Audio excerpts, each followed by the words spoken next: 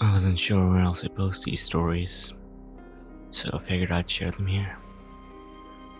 I've been a search and rescue officer for a few years now, and along the way I've seen a few things that I think you guys would be interested in. I have a pretty good track record for finding missing people.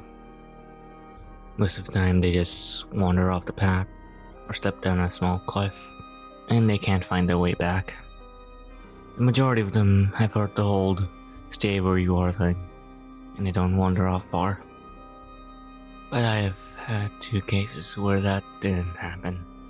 Both bother me a lot, and I use them as motivation to search even harder on the missing person cases I get called on. The first was a little boy who was out berry picking with his parents. He and his sister were together. Both of them went missing around the same time. Their parents lost sight of them for a few seconds, and in that time, both the kids apparently wandered off. When their parents couldn't find them, they called us, and we came out to search the area. We found the daughter pretty quickly, and when we asked where her brother was, she told us he'd been taken away by the bear man. She said he gave her berries and told her to stay quiet, that he wanted to play with her brother for a while. The last time she saw her brother, he was riding the shoulders of this bear man and seemed calm. Of course, her first thought was abduction, but we never found a trace of another human being in that area. The little girl was also insistent that he wasn't a normal guy, but that he was tall and covered in hair, like a bear, and that he had a weird face. We searched that area for weeks. It was one of the longest calls I've ever been on, but we never found a single trace of that kid. The other was a young woman who was out hiking with her mom and grandpa. According to the mother, her daughter had climbed up the tree to get a better view of the forest. She'd never come back down. They waited at the base of the tree for hours, calling her name before they called for help. Again, we searched everywhere. We never found a trace of her. I have no idea where she could possibly have gone, because neither her mother or grandpa saw her come down. A few times I've been out on my own searching with a canine, and they've tried leading me straight up cliffs. Not hills, not even rock faces. Straight, sheer cliffs, with no possible handholds. It's always baffling. And in those cases, we usually find the person on the other side of the cliff, miles away from where the canine has led us. I'm sure there's an explanation, but it's sort of strange. One particularly sad case involved the recovery of a body. A 9-year-old girl fell down an embankment and got impaled on a dead tree at the base. It was a complete freak accident, but I'll never forget the sound her mother made when we told her what happened. She saw the body bag being loaded into the ambulance. She let out the most haunting, heartbroken wail I've ever heard. It was like her whole life was crashing down around her, and a part of her had died with her daughter. I've heard from another SAR officer that she had killed herself a few weeks after. She couldn't live with the loss of her daughter.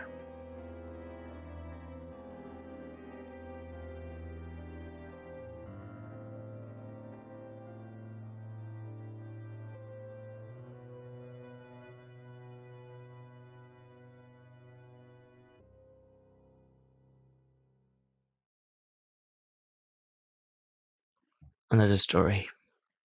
I was teamed up with another SAR officer because we'd received reports of bears at the area. We were looking for a guy who hadn't come down from a climbing trip when he was supposed to, and we ended up having to do some serious climbing to get where he was figured to be. We found him trapped in a small crevice with a broken leg. It was not pleasant. He had been there for almost 2 days, and his leg was obviously infected. We were able to get him into a chopper, and I heard from one of the EMTs that the guy was absolutely inconsolable. He kept talking about how he had been doing fine, and he'd gotten to the top. A man had been there. He said the guy had no climbing equipment, and he was wearing a parka and ski pants. He walked up to the guy, and when the guy turned around, he said he had no face. It was just blank. He freaked out and ended up trying to get off the mountain too fast, which is why he had fallen. He said he could hear the guy all night, climbing down the mountain and letting out these horrible muffled screams. That story bothered the hell out of me. I'm glad I wasn't there to hear it. One of the scariest things I've ever happened to me involved the search of a young woman who had gotten separated from our hiking group. We were out until late at night because the dogs had picked up her scent. When we found her, she was curled up under a large rotted tree log. She was missing her shoes and pack. She was clearly in shock. She didn't have any injuries, and we were able to get her to walk with us back to base ops. Along the way, she kept looking behind us and asking why that big man with black eyes was following us. We couldn't see anyone, so we just wrote it off as some weird symptom of shock. But the closer we got to base, the more agitated this woman got. She kept asking me to tell him to stop making faces at her. At one time, she stopped and turned around and started yelling into the forest, saying she wanted to leave him alone. She wasn't going to go with him, she said, and she wouldn't give us to him. We finally got her to keep moving, but we started hearing these weird noises coming from all around us. It was like coughing, but more rhythmic and deeper. It was almost insect-like. I really don't know how else to describe it. When we were within sight of base ops, the woman turns to me. Her eyes are about as wide as I can imagine a human could open them. She touches my shoulder and says, "He says to tell you to speed up. He doesn't like looking at the scar on your neck." I have a very small scar on the base of my neck, but it's mostly hidden under my collar. And I have no idea how this woman saw it. Right after she says it, I heard that weird coughing right in my ear, and I just about jumped out of my skin. I also alerted to ops, trying not to show how freaked out I was. But I have to say, I was really happy when we left the area that night. This is the last one I'll tell, and it's probably the weirdest story I have. Now I don't know if this is true in every SAR unit. It's sort of an unspoken, regular thing we run into. You can try asking about it with other SAR officers. But even if they know what you're talking about, they probably won't say anything about it. We've been told not to talk about it by our superiors. And at this point, we've all gotten so used to it that it doesn't even seem weird anymore. On just about every case where we're really far into the wilderness, talking 30 or 40 miles, at some point we'll find a staircase in the middle of the woods. It's almost like if you took the stairs in your home, cut them out, and put them in the forest. I asked about it the first time I saw some, and the other officer just told me not to worry about it, that it was just normal. Everyone I asked said the same thing. I wanted to check them out, but I was told very emphatically that I should never go anywhere near them. I just sort of ignore them now when I run into them, because it happens so frequently. I have a lot more stories, and I suppose if anyone's interested, I'll tell some of them tomorrow. If anyone has any theories about the stairs, or you've seen them too, let me know.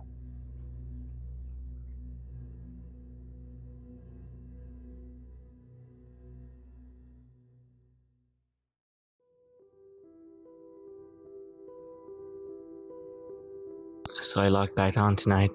I was blown away by the staggering amount of interest it seems to have generated. First off, I'll address a few things that you guys brought up. There's been an overwhelming amount of people mentioning the similarities between some of my stories and those of David Paulites. I assure you I'm not trying to rip him off or anything. I've got nothing but respect for the guy. He is actually what inspired me to write this, because I can verify a lot of things he talks about. We do have a lot of these strange missing persons cases, and most of the time they aren't solved.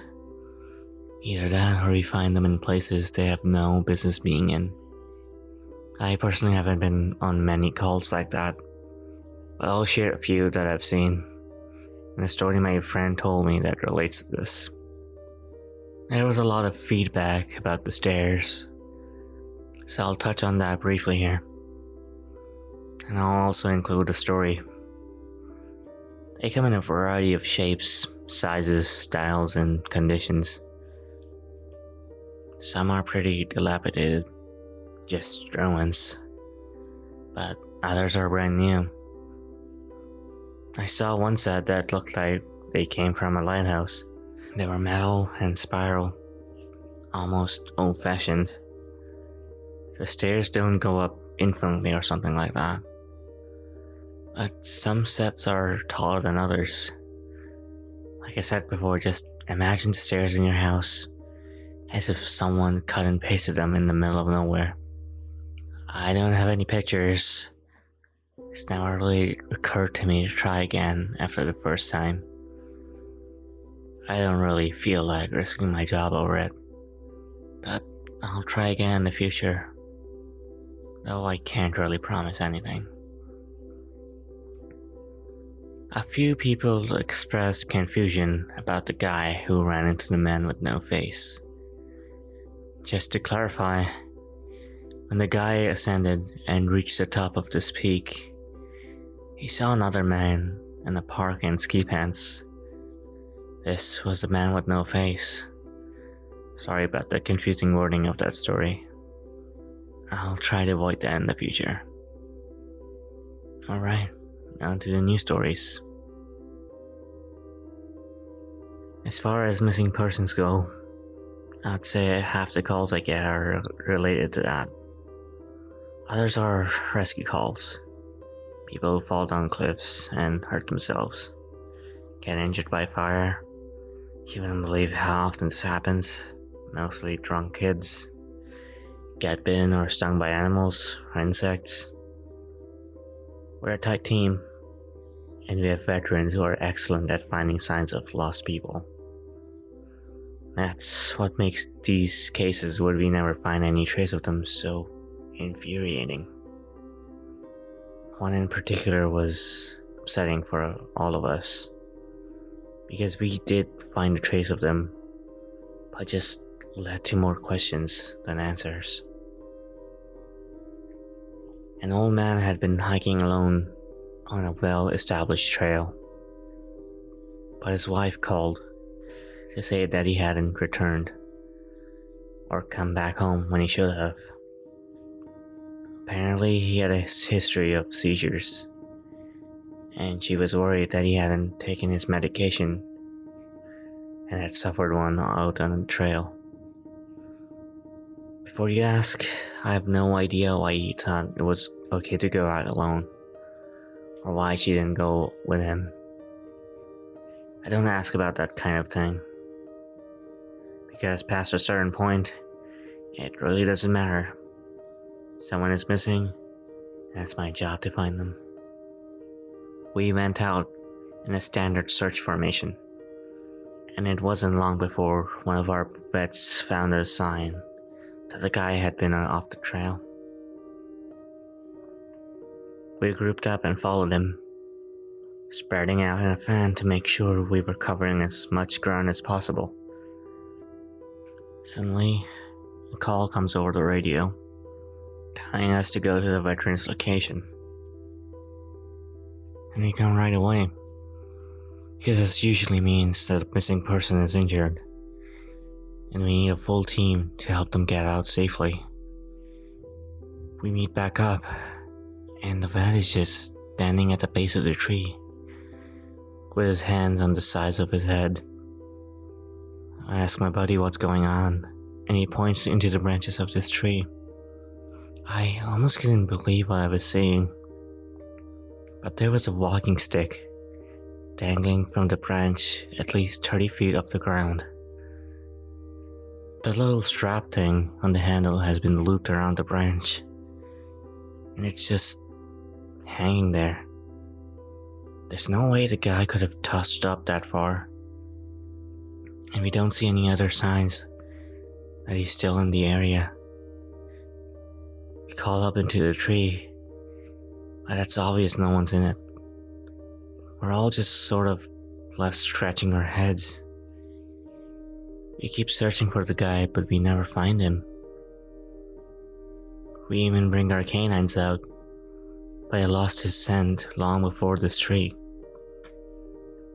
Eventually, the search is called off, because there are other calls we have to attend to, and past a certain point, there's not much we can do.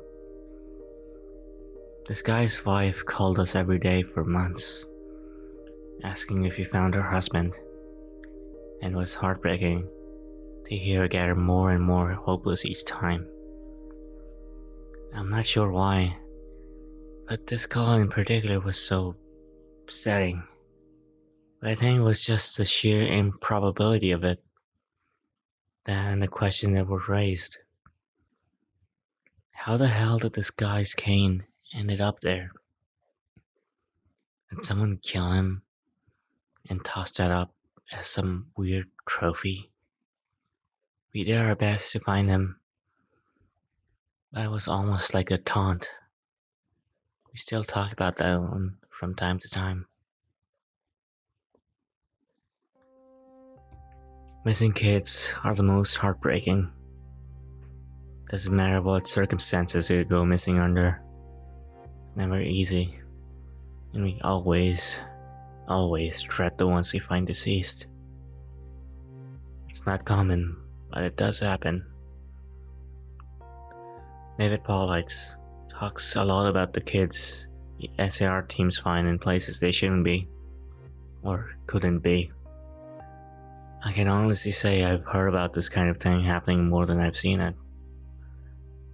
I'll share one of the ones I think about a lot, that I witnessed personally. A mother and her 3 kids went out for a picnic. in an area of the park that has a small lake. One is 6, one is 5, and the other's about 3. He's watching them all closely, and according to her, she never lets them out of sight at any time. She never saw anyone else in the area either, which is important. She packs up their stuff, and they start to head back to the parking area.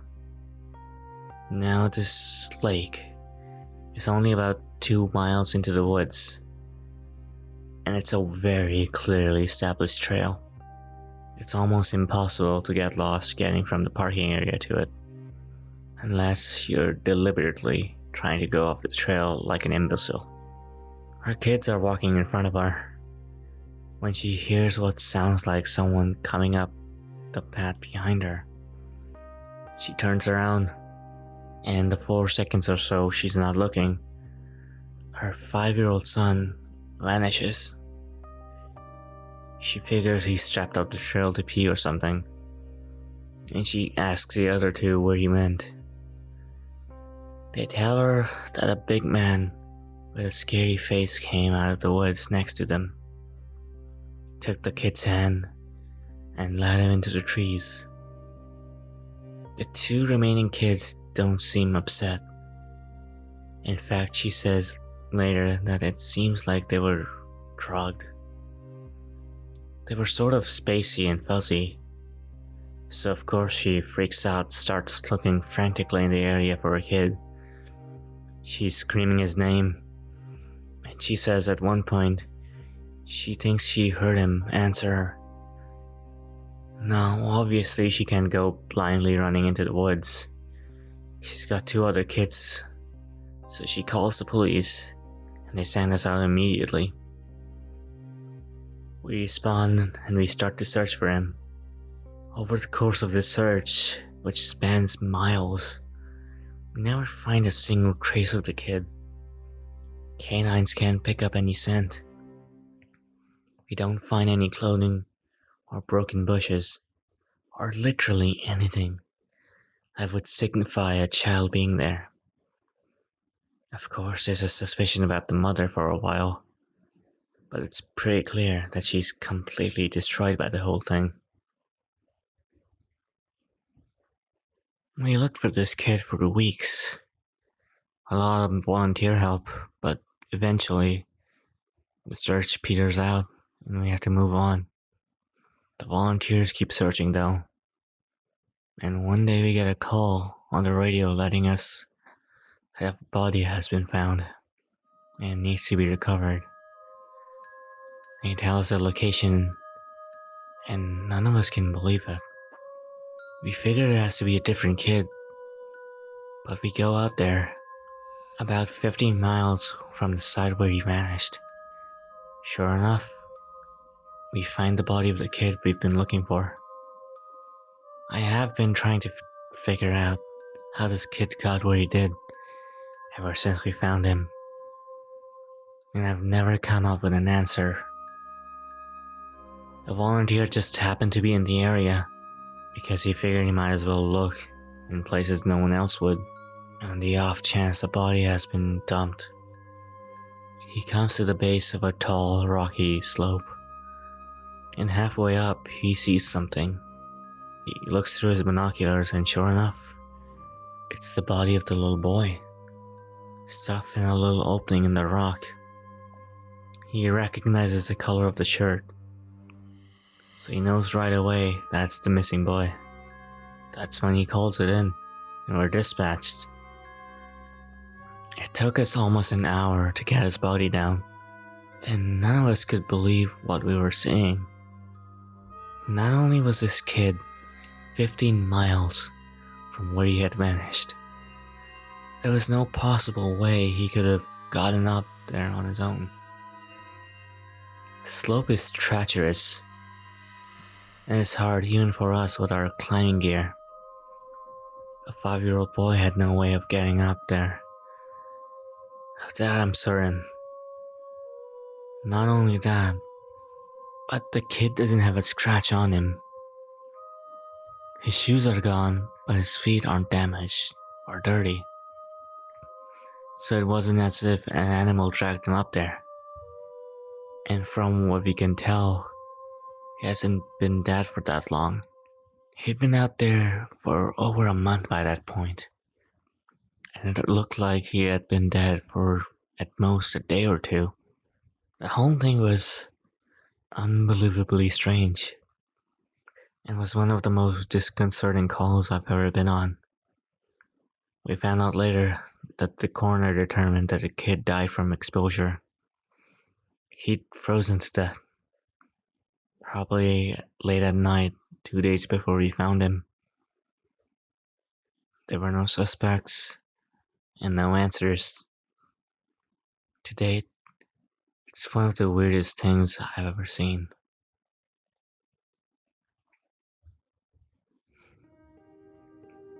One of my first jobs as a trainee was a search job for a 4-year-old kid that had gotten separated from his mom. This was one of those cases where we knew we were gonna find him, because the dogs were on a strong scent trail. We saw clear signs that he was in the area.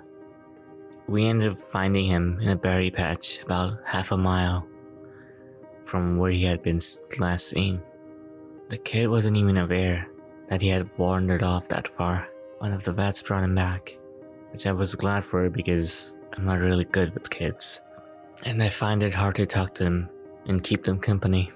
As my trainer and I headed back, she decides to take me on a detour to show me one of the hotspots where we tend to find missing people. It's a natural dip in the land near a popular trail, and people will usually move downhill because it's easier. We hike out there, it's a few miles away, and we get there in about an hour or so. As we're walking around the area, she's pointing out places she's found people in the past. I see something in the distance. Now this area we're in is about 8 miles from the main parking area. Though there's back roads you can take to get closer if you don't want to hike that far. But we're on state protected land, which means there can't be any kind of commercial or residential development out here.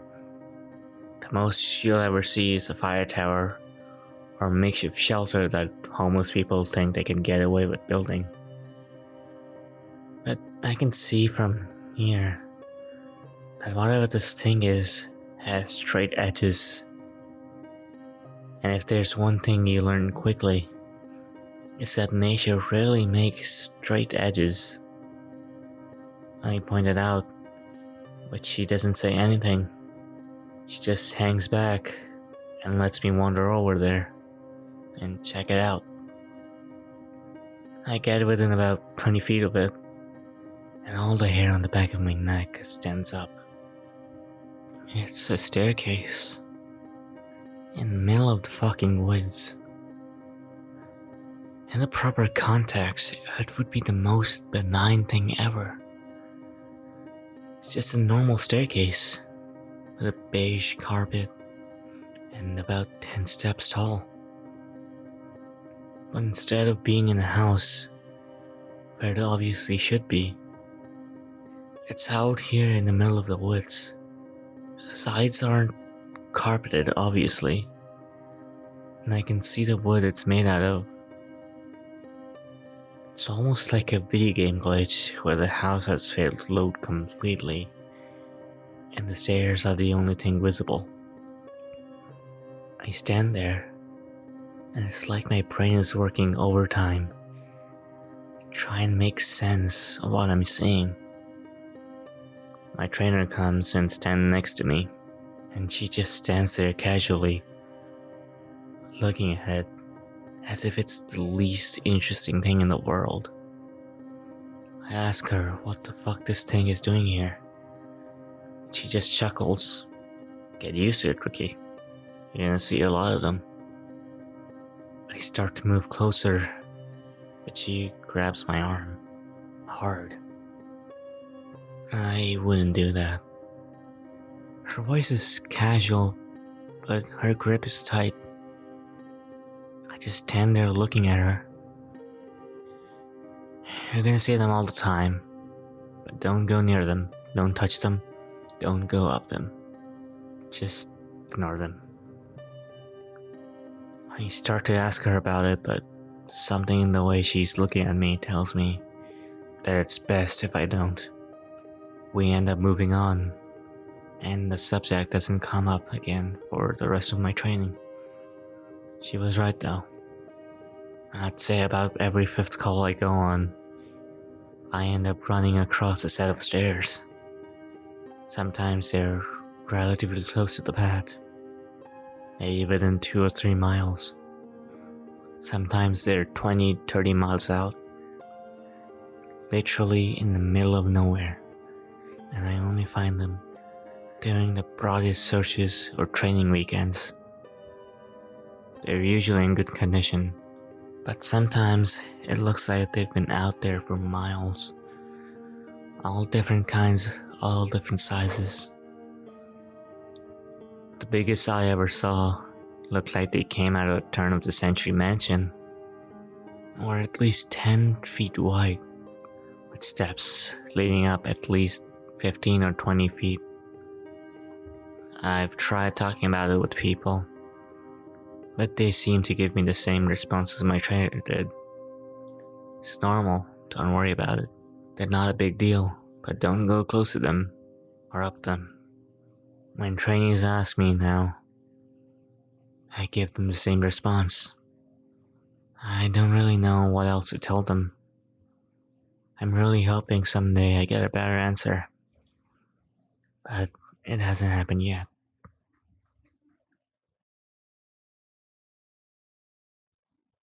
This is another one that was less spooky and more sad. A young man went missing late in winter, when realistically, no one should be going that far out into the trails. We close a lot of them, but some remain open year-round, unless there's a shit ton of snow. We didn't opt for him, but we had about 6 feet of snow on the ground. It was an unusually heavy snow year. We knew it wasn't likely that we'd find him until spring when the thaw came. Sure enough, when the first big thaw came, a hiker reported a body a little ways off the main trail. We found him at the base of a tree, in a pile of melted snow. I knew right away what had happened, and it scared the living shit out of me. Most of you who ski or snowboard, or spend any amount of time on the mountain, will probably have guessed too. When snow falls, it doesn't collect as thick in areas beneath branches. It happens with most fir trees because they have this sort of closed umbrella shape. So what you end up with is a space around the base of a tree that's filled with a mixture of loose, powdery snow, air, and branches. They're called tree belts, and they're not immediately obvious if you don't know what you're looking for. We put up signs in the welcome center, big ones, letting people know how dangerous they are.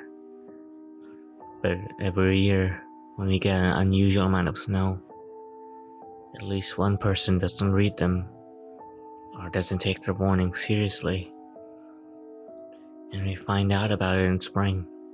My best guess is this person was hiking and got tired, or maybe a cramp from walking in the deep snow.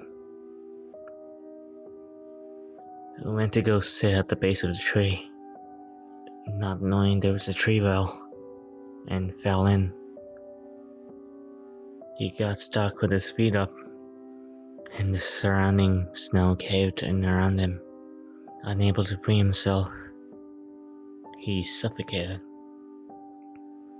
It's called snow immersion suffocation, and it usually doesn't happen except in really deep snow.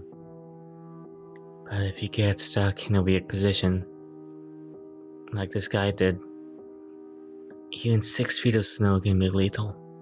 What scared me the most was imagining how he must have struggled, upside down in the freezing cold. He didn't die quickly. The snow formed a dense, heavy pile on top of him, and it would have been literally impossible to get out, as it got harder to breathe. He would have known what was coming. I couldn't even imagine what he was thinking in his last moments.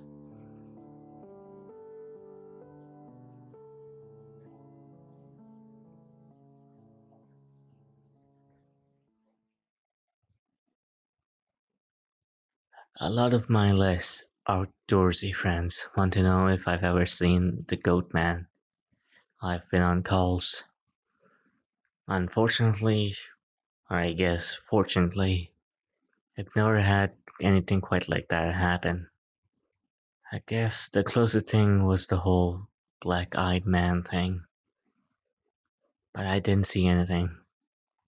However, there was this one call where I had something similar happen, but I'm not sure I'm willing to chalk it up to the Goat Man. We'd gotten a report that an older woman had fainted along one of the trails and needed assistance getting back to the main area. We hike up where she's at, and her husband is just beside himself. He runs, I guess more jogs to us, and tells us that he was a little ways off the trail, looking at something, when his wife starts screaming behind him. He runs back to her. She's passed out on the trail. Get her back on the backboard. And as we're getting her down to the welcome center, she comes to us and starts screaming again.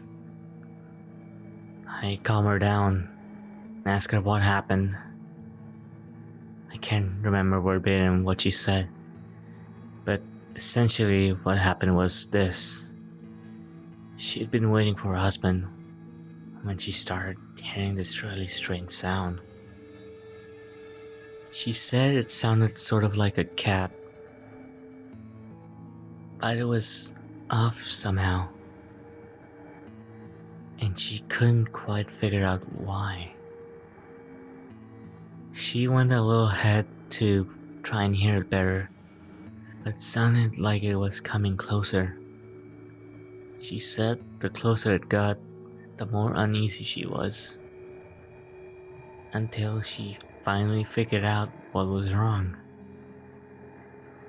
I do remember this next part, because it was so weird that I don't think I could forget if I tried.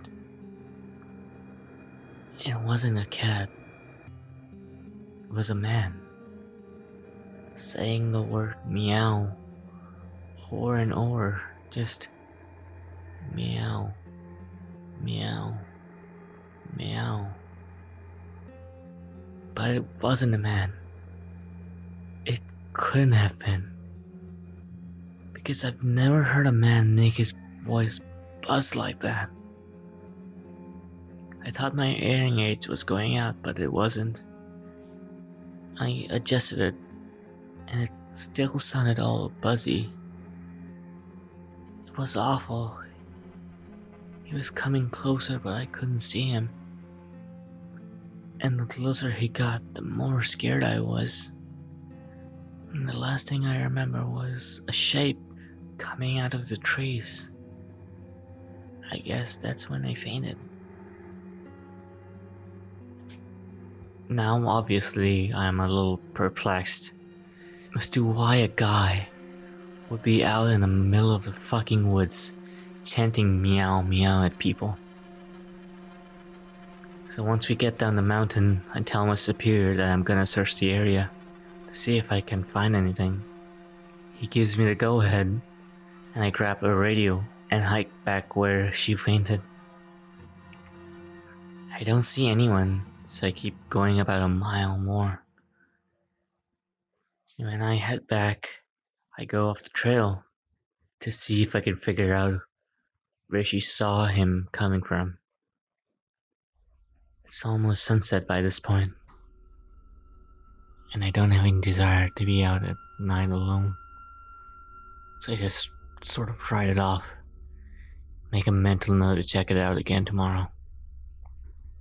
But as I'm heading back, I start to hear something in the distance. I stop and I call for anyone in the immediate area to identify themselves. The sound didn't come closer or get louder, but it sounded exactly like a man saying meow, meow, in this really odd monotone voice. As comical as it makes it sound, it was almost like the guy on South Park with the electrolarynx. Ned. I go off in the trail in the direction I think it's coming from, but I never seem to get closer. It's almost like it's coming from all directions. Eventually, it just sort of fades out, and I ended up going back to the Welcome Center. I don't see any further reports like that, and even though I went back to the area, I never heard that exact sound again. I suppose it could have been some stupid kid out there fucking with people. But even I have to admit, it was weird. So this kind of turned into a massive wall of text. And for that, I'll apologize. I wanted to get the stories my friend told me, and he does have some good ones, so I'll post those tomorrow evening. I also have a few more of my own I think you guys will like. I'm sorry to keep you all in suspense again. Hopefully the stories here make up for it, and help you get through the next 24 hours until I can post again.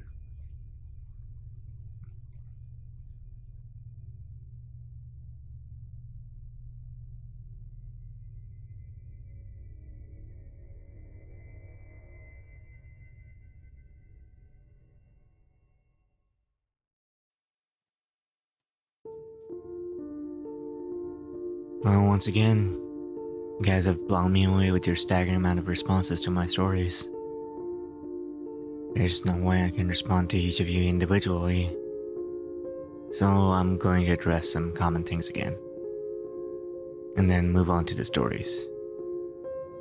I'm going to write as many as I can think of, in addition to my friend's stories.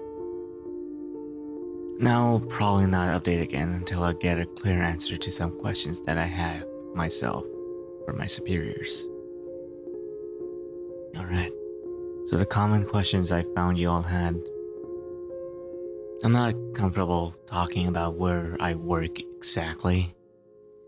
Unfortunately, in all reality, some of the things I've mentioned here could get me in a lot of trouble, or fired. So it's best if I don't discuss too much. I will say that I'm in the United States, in an area that is comprised of a great deal of wilderness.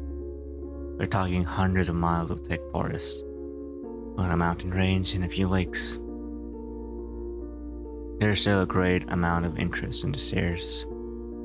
And luckily for you guys, my friend has a story that I think you'll all be very interested in. I'll go into that more at the end of this update. As for whether or not I have ever thought of asking my superiors about them, I have.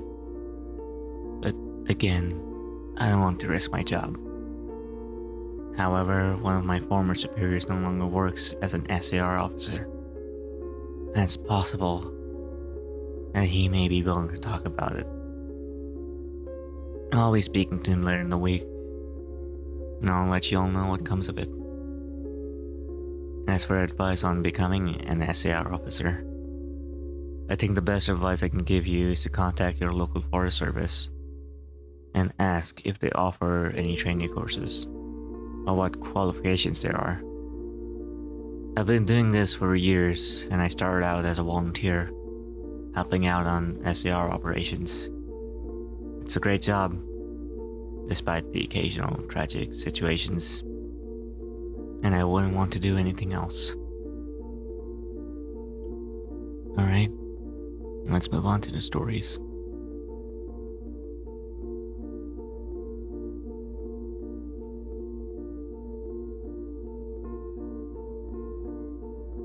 The first happened on a case that I went out right after I got out of training.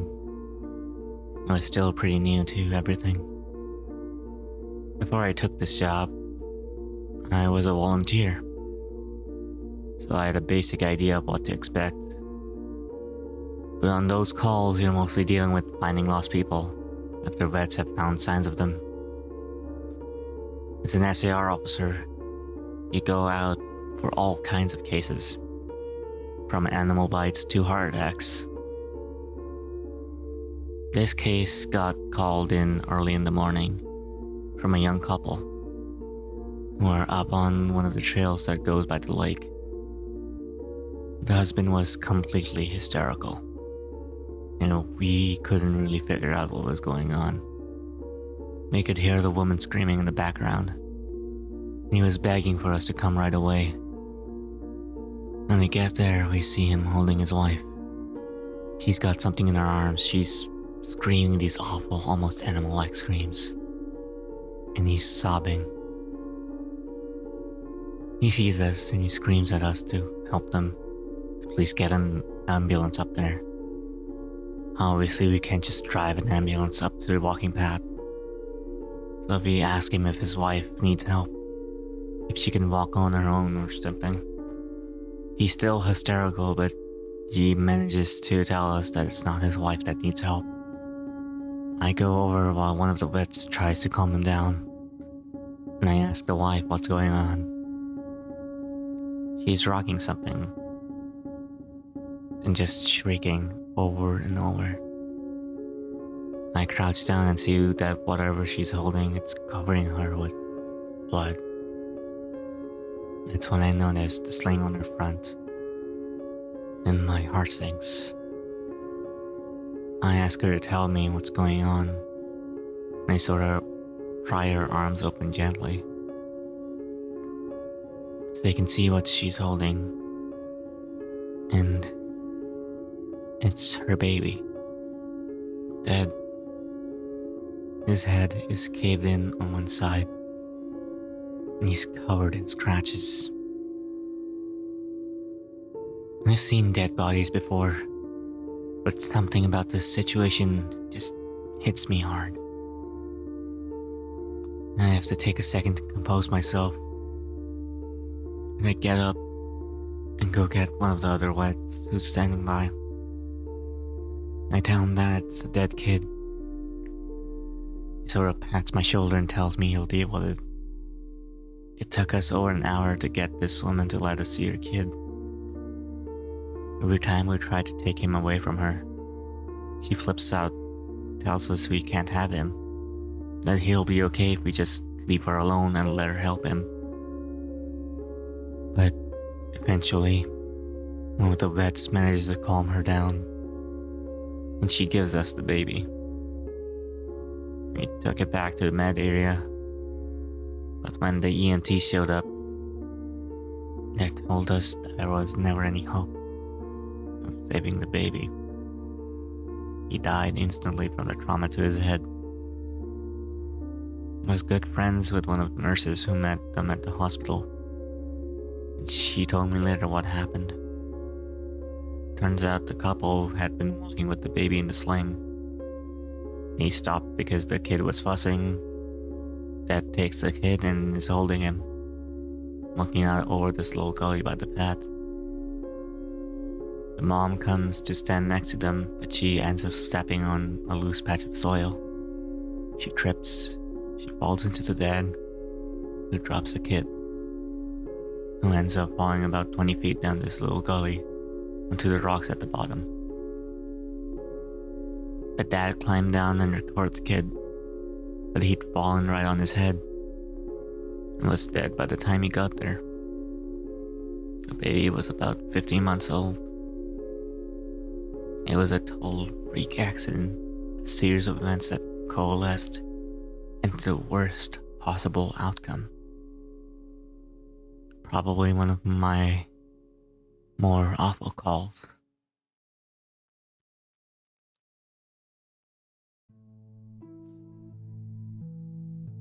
I haven't seen a lot of animal bites in my time as an SAR officer. Mostly because there aren't that many animals that come around the area. While there are bears in the area, they tend to stay pretty far away from people, and sightings are highly unusual. Most of the animals you'll see are small ones like coyotes, raccoons, or skunks. What we do see frequently though are moose.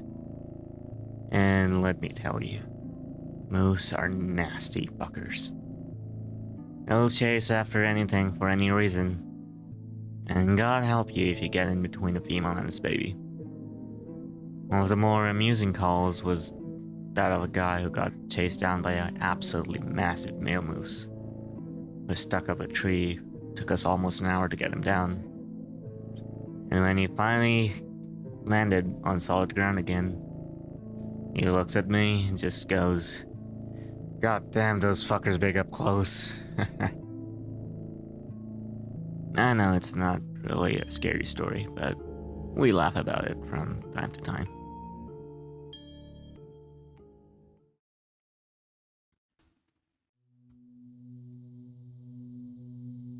Can't believe I'm talking about this one. I honestly don't know how I forgot this one. But it is by far the scariest thing that's happened to me. I guess maybe I've tried so long to forget about it that it didn't really come to me. As someone who spends literally all their time in the woods, you don't ever want to let yourself get scared of being alone, out in the middle of nowhere. That's why when you have experiences like this, you tend to just forget about them and move on. This is, to date, the only thing that's ever made me really seriously consider if this is the right job for me. I don't really like talking about it much, but I'll do the best I can to remember it all. As I recall, this took place right at the end of spring. It was a typical lost child call. 4-year-old girl had wandered off away from our campsite and had been missing for about 2 hours. Her parents were completely despondent and told us what most parents do. My kid would never wander away. She's so good about staying close. That sort of stuff. We assured the parents that we'll do everything we can to find her. And we spread out in the standard search formation. I was partnered up with one of my good buddies, and we were sort of casually holding conversations while we hiked. I know it sounds callous, but you do sort of become desensitized when you've done this long enough. It becomes the norm. And I think to a certain extent, you have to learn to desensitize yourself in order to work this job. We searched for a good 2 hours, going well beyond where we think she'd be. We come out of a small valley, and something makes us both stop in unison. We both freeze and look at each other, and there's almost a sensation like a plane decompressing. My ears pop, and I have this odd sensation of having dropped about 10 feet. I start to ask my buddy if he felt that, but before I can, we hear the loudest sound I've ever heard. It's almost like a freight train passing directly by us, but it's coming from every direction at once, including above and below us. He screams something to me, but I can't hear him over this deafening roar. Understandably freaked out, we look all around us, trying to find the source of the sound, but neither of us sees anything.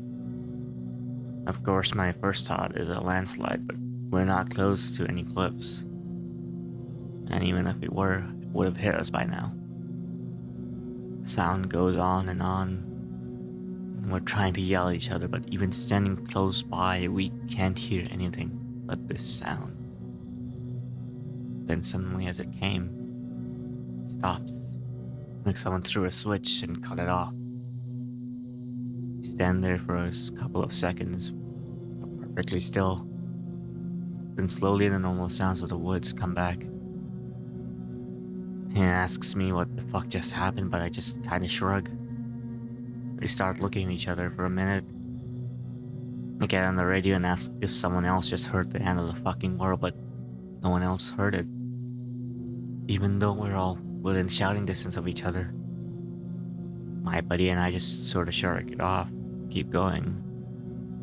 And about an hour later, we all check on the radios and no one's found the little girl.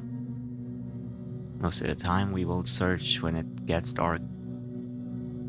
But because we don't have any kind of lead on her, a few of us decide to keep going, including me and my friend. We keep close together and we're calling out for her every couple of minutes. At this point, I'm hoping beyond hope we find her. Because while I may not like kids, the idea of them being all alone in the dark is awful.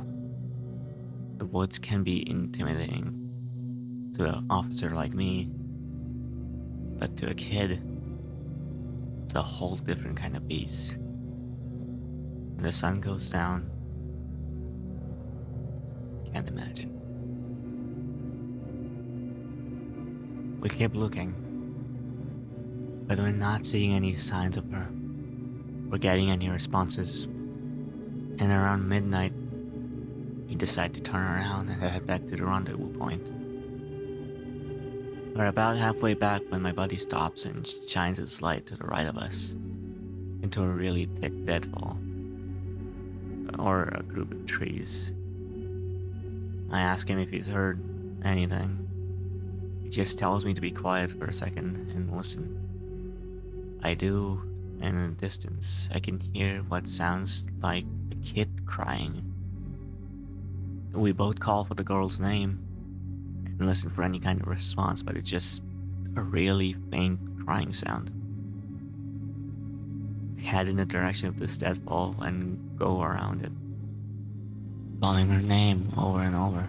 As we get closer to the crying, I start getting this weird feeling in my gut, and I tell my buddy that something isn't right.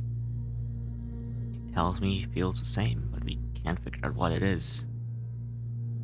We stop where we are and call the girl's name again.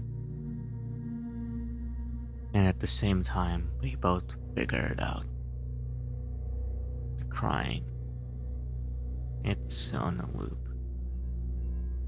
It's the same little hitching sob, then wail, then quiet hiccup, repeated over and over. Exactly the same every time. And without saying another word, we both take off running. It's the only time I've ever lost my composure like that, but something about it was so incredibly wrong. And neither of us wanted to stay out there anymore. When we got back to the rendezvous point, we asked if someone else had heard anything strange, but no one else knew what we were talking about. I know it sounds anticlimactic, but that call just fucked me up for a long time.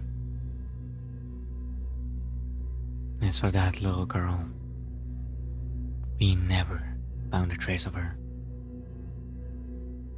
We keep an eye out for her and all the other people who we've never found.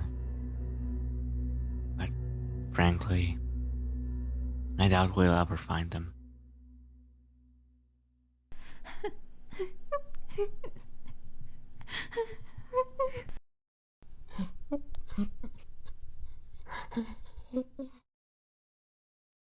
Of the missing persons calls I've gone on, only a handful have resulted in complete disappearance, meaning no trace of the person and no body ever found. But sometimes finding a body leads to even more questions.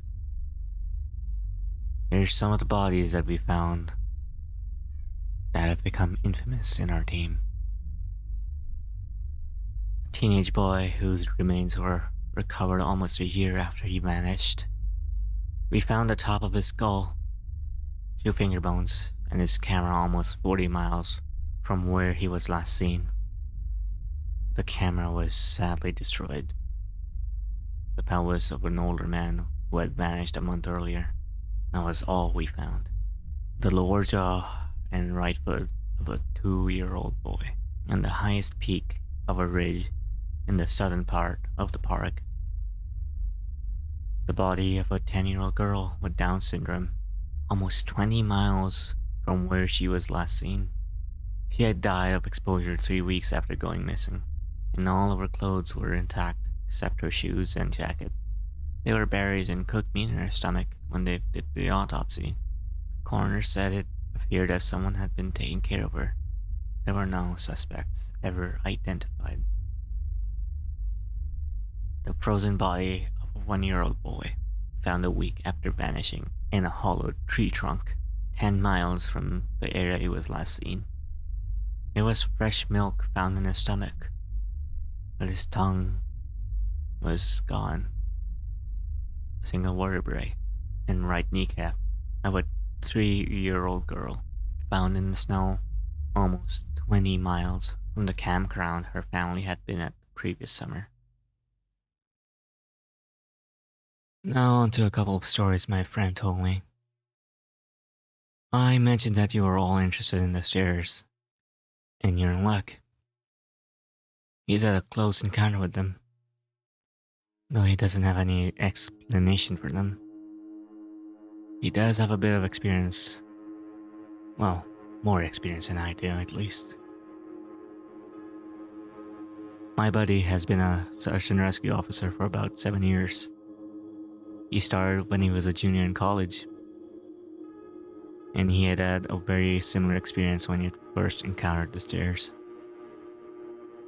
His trainer told him almost the same thing mine did, which was to never go near, touch, or ascend them. For the first year, he did just that. But apparently his curiosity got the better of him, and on one call he broke away from the line and went back to check a set of them out. He said they were about 10 miles from the path where a teenage girl had vanished. The dogs were following a scent. He was on his own, lagging behind the main group, when he saw a set of stairs off to his left.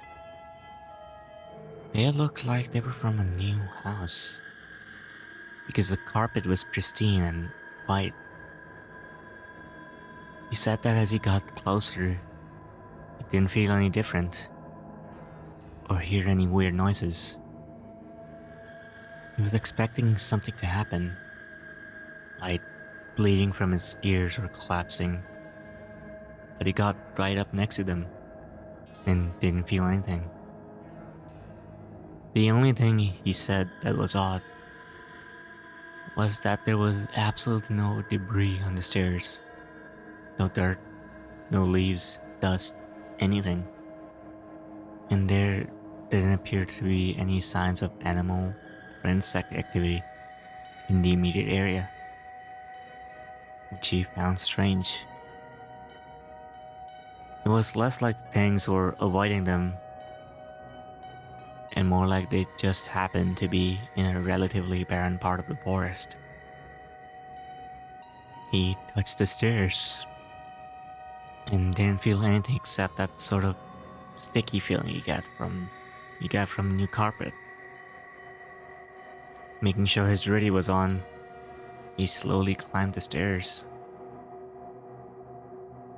He said it was terrifying, because the way they'd been stigmatized, he wasn't really sure what was going to happen to him.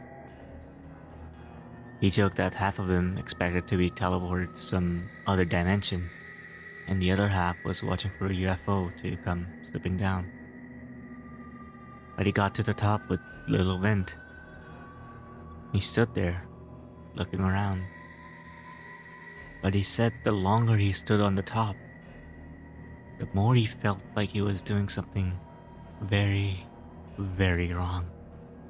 He described it as the feeling you'd get if you were in a part of a government building you have no business being in.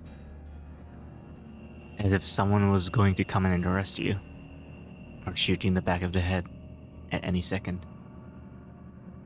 Tried to brush it off, but the feeling got stronger and stronger. And that's when he realized he couldn't hear anything. The sounds of the forest were gone. He couldn't even hear his own breathing. It was like some kind of weird, awful tinnitus, but more oppressive. He climbed back down, rejoined the search, and the sounds of the forest and his own breathing returned. Of course, he didn't mention what he had done. But he said the weirdest part came after. His trainer was waiting back at the welcome center after the search ended for the day. And he cornered my friend before he could leave. He said his trainer had this look of intense anger, and he asked what was wrong. He went on them, didn't you? My buddy said it wasn't phrased as a question. He asked how his trainer knew. Trainer just shook his head. Because we didn't find her. The dogs lost their scent. My buddy asked what that had to do with anything. The trainer asked how long he had been on the stairs. And my buddy said no more than a minute. The trainer gave this really awful, almost dead-eyed look and told him that if he ever went up another set of stairs again, he'd be fired immediately. The trainer walked away, and I guess he's never answered any of the questions my buddy has.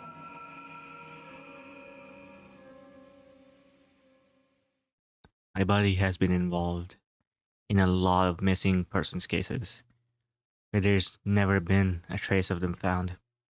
I mentioned David Paulites, and my buddy said he can confirm that those stories are true.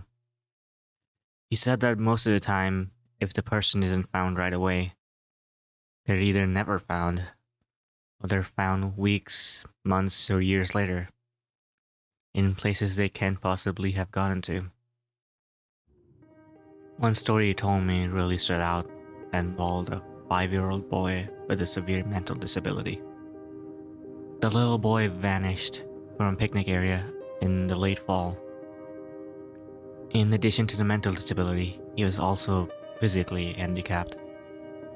And his parents explained over and over that he simply could not have vanished. It was impossible. Someone had to have taken him.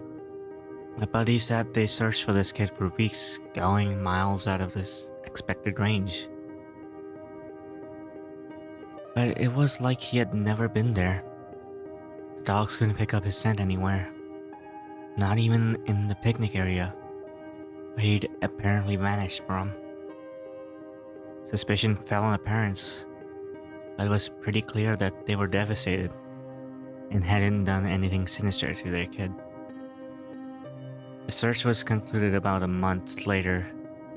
My buddy said everyone had pretty much forgotten it by later in the winter. He was out on a training op in the snow on one of the higher peaks when he came across something in the snow. He said he saw it from far away at first, and when he got closer, he realized it was a shirt, frozen and sticking part way out of the powder. He recognized it as belonging to the kid because it had a distinctive pattern. About 20 yards away, he found the kid's body, lying partially buried in the snow. My buddy said there was no way the kid had been dead for any longer than a day, even though he had been missing for almost 3 months.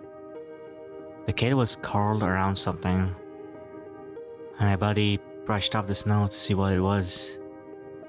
He said he almost couldn't believe what he was seeing. It was a big chunk of ice that had been carved crudely to look like a person. The kid was holding it so tight that it had frostbitten his chest and hands, which my buddy could tell even with the decay that had taken place. He radioed the rest of the crew and they took the body up the mountain.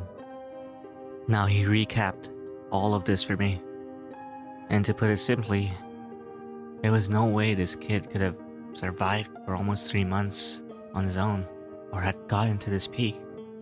There was no physical way this kid could have walked almost 50 miles and ended up on top of a goddamn mountain. To top it all off, there was nothing in the kid's stomach or colon. Nothing. Not even water.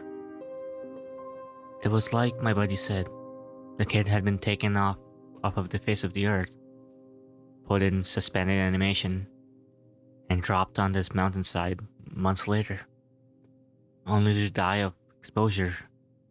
He's never really gotten over that one. The last story I'll share from him was one that took place relatively recently, only a few months ago. They were out doing a recon for mountain lions because there had been several reports of sightings in the last couple days. One of our jobs is to scout out these areas where these animals are seen to ensure that if they are in that area, you can warn people and close off those trails.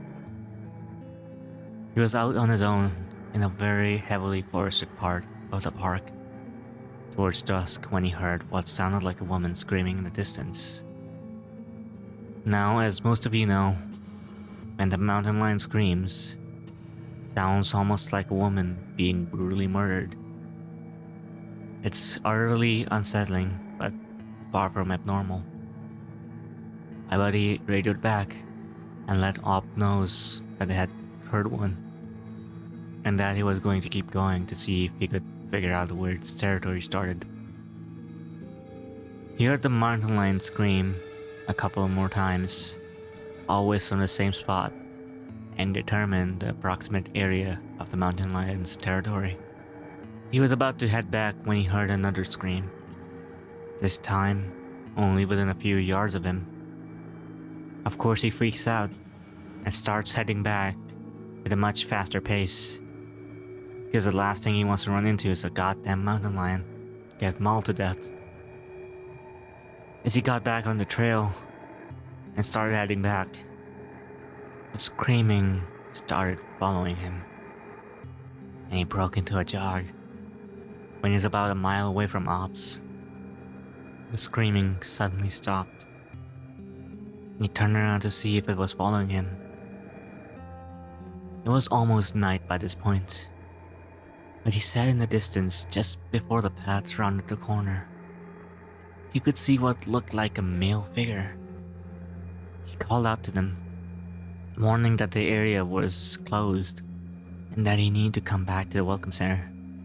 The figure just stood there, and my buddy started to walk over. When he was about 10 yards away, the figure took, as he described, an impossibly long step towards him and let out the same scream my buddy had been hearing. My buddy didn't even say anything. He just turned and sprinted back to Ops, never looking behind him, while the screaming followed. By the time he got back, the screaming had moved back into the woods. He didn't mention it to anyone else, just said there was a mountain lion in the area and that they had to close those paths until the animal could be located and moved.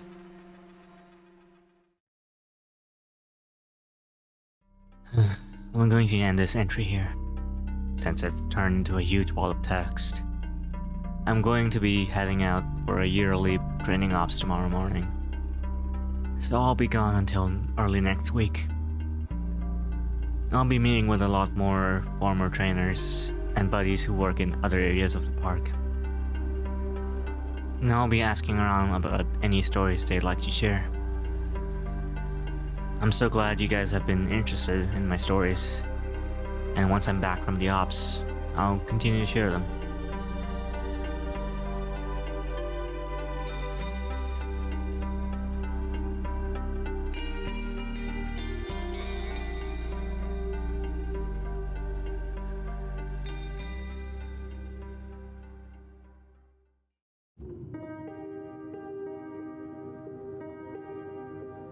Hey guys, I'm back from my training op, and I have a lot of really interesting stories to share with you. I've got enough that I'm going to break them up into 2 parts. This being the first. I'd love to put them all in one entry, but I just haven't had the time to write them all down yet.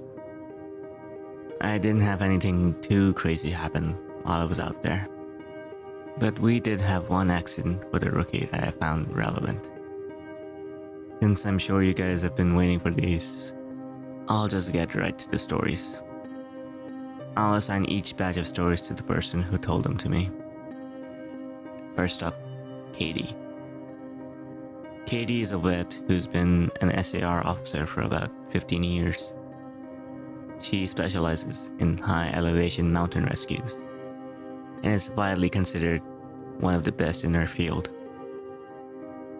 She was one of the more enthusiastic storytellers, and since we were together a fair amount during exercises, she ended up telling me about 4 that really stuck with me.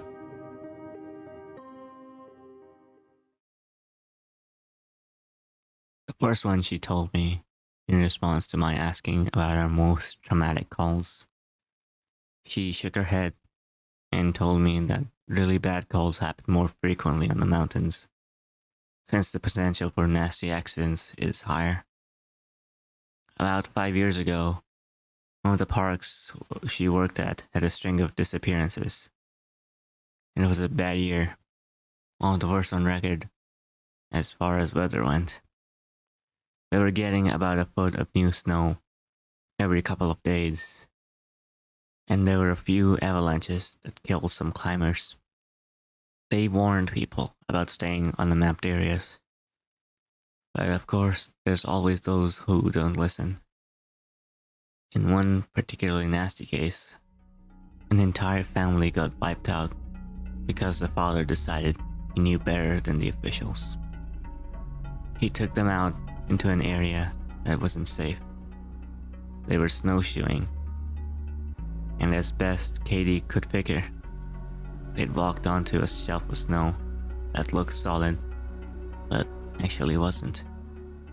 It gave way, and this family went ass over tea kettle almost 300 feet down the slope. They landed on the rocks at the bottom, and the parents died instantly. One of the kids did as well, but the other 2 survived. One had a broken leg and fractured ribs. The other was almost unharmed, save for some bruises and a sprained ankle.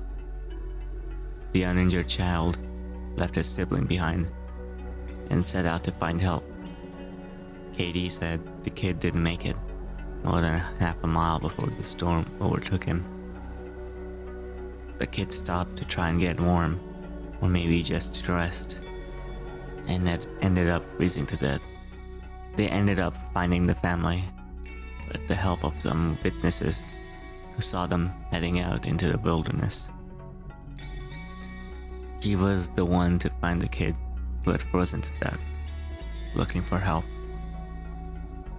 She said it started to snow, just enough to obscure long-distance vision, but not enough to make searching impossible. She saw a figure sitting in the snow up ahead. She got to it as quickly as possible. She described in detail how as she got closer, she realized first that it was a child. Second, that they were deceased.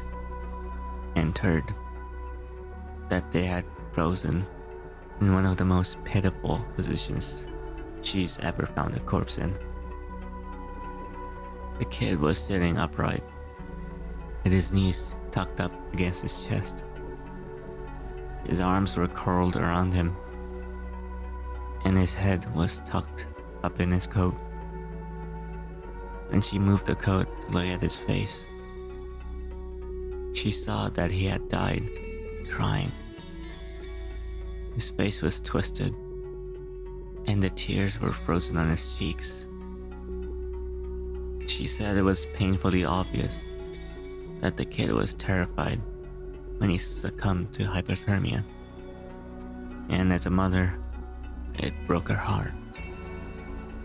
She told me repeatedly that she hopes the father is burning in hell as we speak.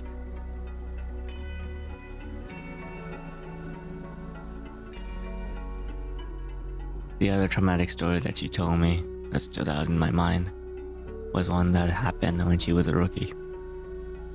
Her team got a report of an experienced climber who hadn't come home the previous day. His wife was convinced that something bad had happened because he had never failed to come home on time. They went out looking for him and had to climb what sounded like some very technically challenging parts of the mountain. They got to a relatively flat area, and Katie started seeing blood in the snow. She followed the trail, and as she went, she started seeing little bits of tissue. She wasn't sure exactly what body part it had come from, but the further she followed it, the more there was. She follows this blood and tissue trail to a sheltered area under a cliff face. She finds the climber. She said there was so much blood, more than she'd ever seen. He was lying face down, one arm stretched in front of him, as if he died crawling. She looks closer and sees that he's been partially disemboweled, which is where the tissue she had seen had come from. The guy had an ice pick tucked into his hip holster, and it's covered in blood. They'll never be sure exactly what happened, but she said, as best she can figure, this is what went down. The guy had been attempting to climb up to the next area, and had been using his ice axe to ascend. He'd probably hit a loose patch and had fallen. On the way down, or possibly when he landed, he got impaled by his own axe, and it had disemboweled him. He dragged himself along, tearing pieces of himself out as he went, and he had died under the cliff face. She isn't terribly bothered by gore, but I guess a few of the guys who came to help remove the body threw up when they turned him over, and a good portion of his guts spilled out.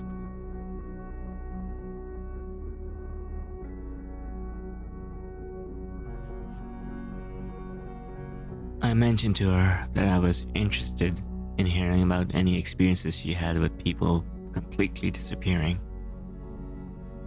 Her eyes light up. She leans in close to me and says, "Wanna hear a real doozy?" She tells me about how, when she first started, there was a case that got a lot of attention in the media. A family had been out berry picking in an area of the forest very close to the entrance of the park. They had two little boys, both under the age of 5. At some point during the day, one of them vanishes, and there's an absolutely massive search, and they find absolutely nothing. It's another of those cases where it's like the kid was never there in the first place. The dogs just sit down and don't pick up on anything. No trace of the kid is found. The search goes on for about 2 months, but is eventually called off. Fast forward to 6 months later, family comes back to place flowers at a memorial that's been set up for the kid. They bring their other son. While they're placing flowers, they lose sight of the kid for about 3 seconds. In that span of time, he vanishes into thin air. Now, obviously, the parents are devastated. It's awful enough to lose one child, but to lose two is beyond imagining. The search is huge, one of the largest in state history. There are about 300 volunteers combing every inch of this park, looking for the kid. But again, there's no trace of him.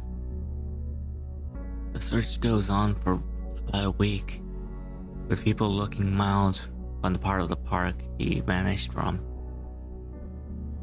And then almost 2 weeks later, a volunteer almost 15 miles from the designated search area radio's in he found the kid. They assumed the kid was dead, but the volunteer says he's not only alive, but he's in good shape. Katie and her team go out to rescue the kid, and when they get there, she can't believe that this is the kid that's been missing. His clothes are clean, there's no dirt on him anywhere, and he doesn't appear traumatized. The volunteer says he found the kid sitting on a log, playing with a little twig bundle that's bound together with some old rope. Katie asks the kid where he's been, who he was with for those 2 weeks. And the kid tells him that he's been with the fuzzy man.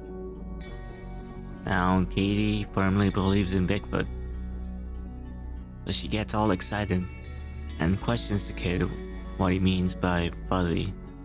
Was he hairy? But the kid says no. He wasn't hairy, he was a fuzzy man. He describes a man that's blurry, like when you close your eyes but not all the way closed. He says the man came out of the woods and took the kid with him deep into the woods. The kid says he slept in a hollow tree, and the fuzzy man gave him berries to eat.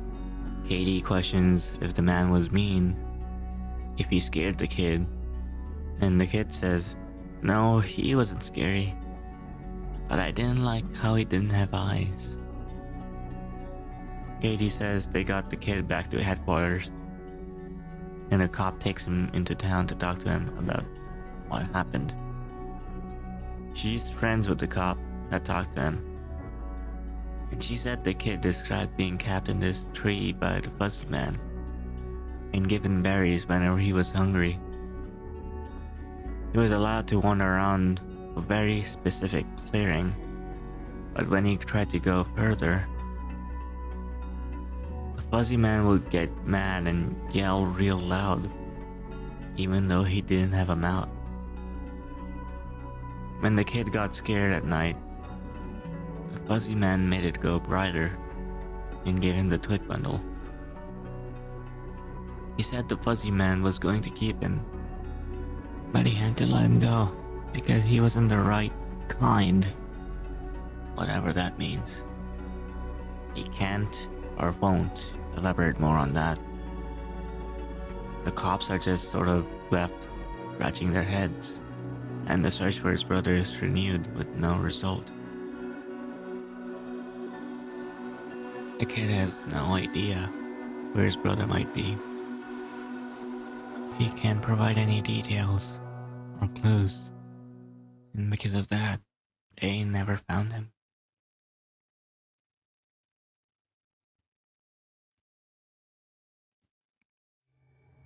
The last story that Katie told me was of something that happened to her when she got separated from her training group when she was a rookie. They were learning the basics of high elevation belaying on a well-mapped side of the mountain. She had to use the bathroom. She went off about 50 yards from the group during a meal break and did her business.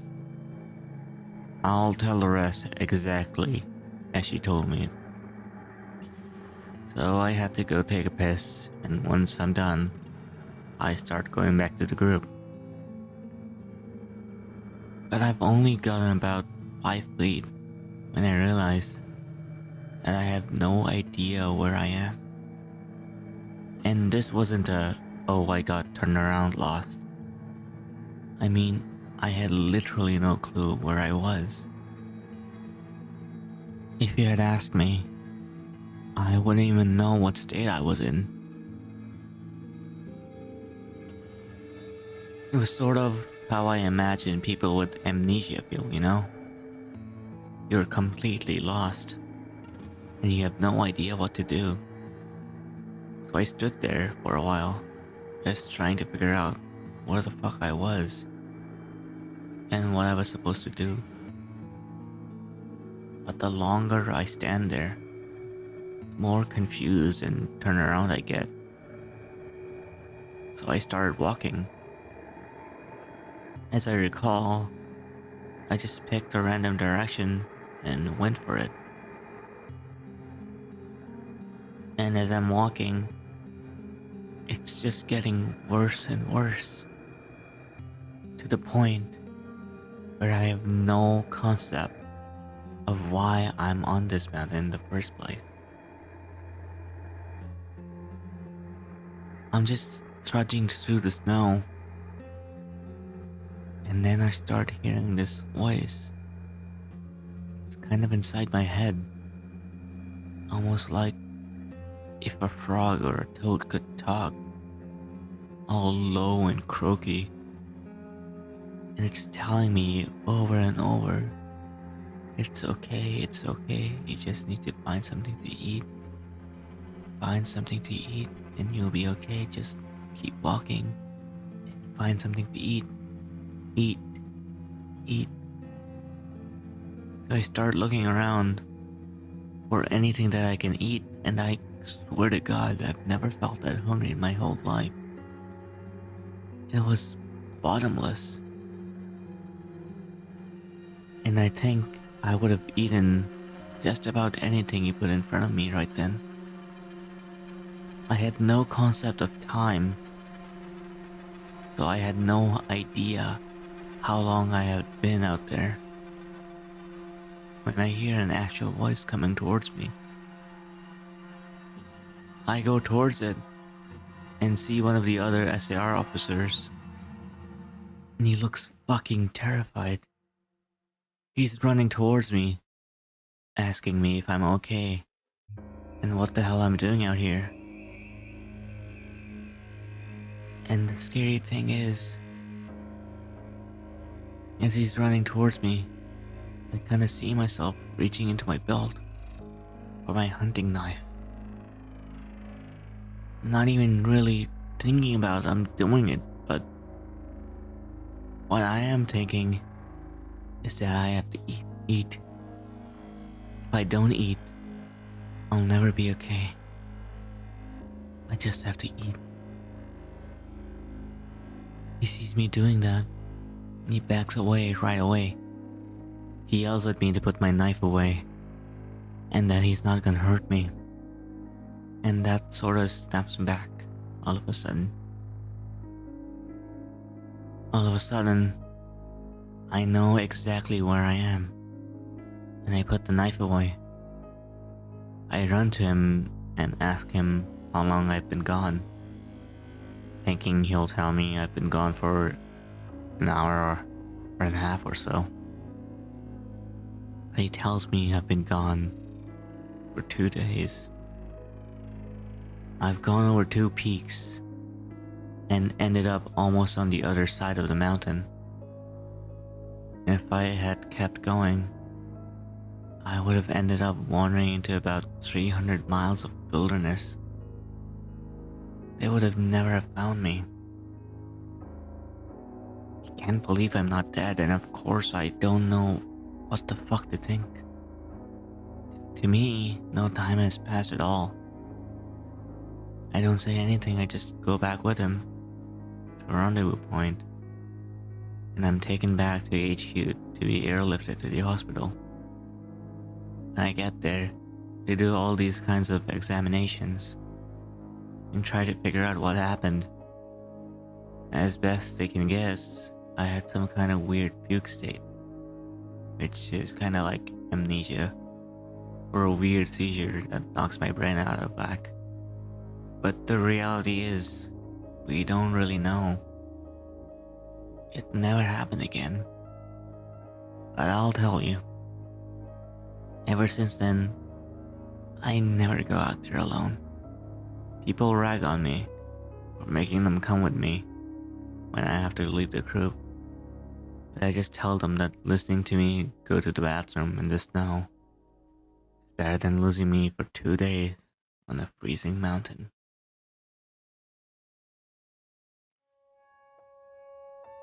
Next person I talked to was EW, a former trainer who now works as an EMT. He still comes to ops like this to help out, but doesn't work full time for us anymore. He specialized in finding lost kids.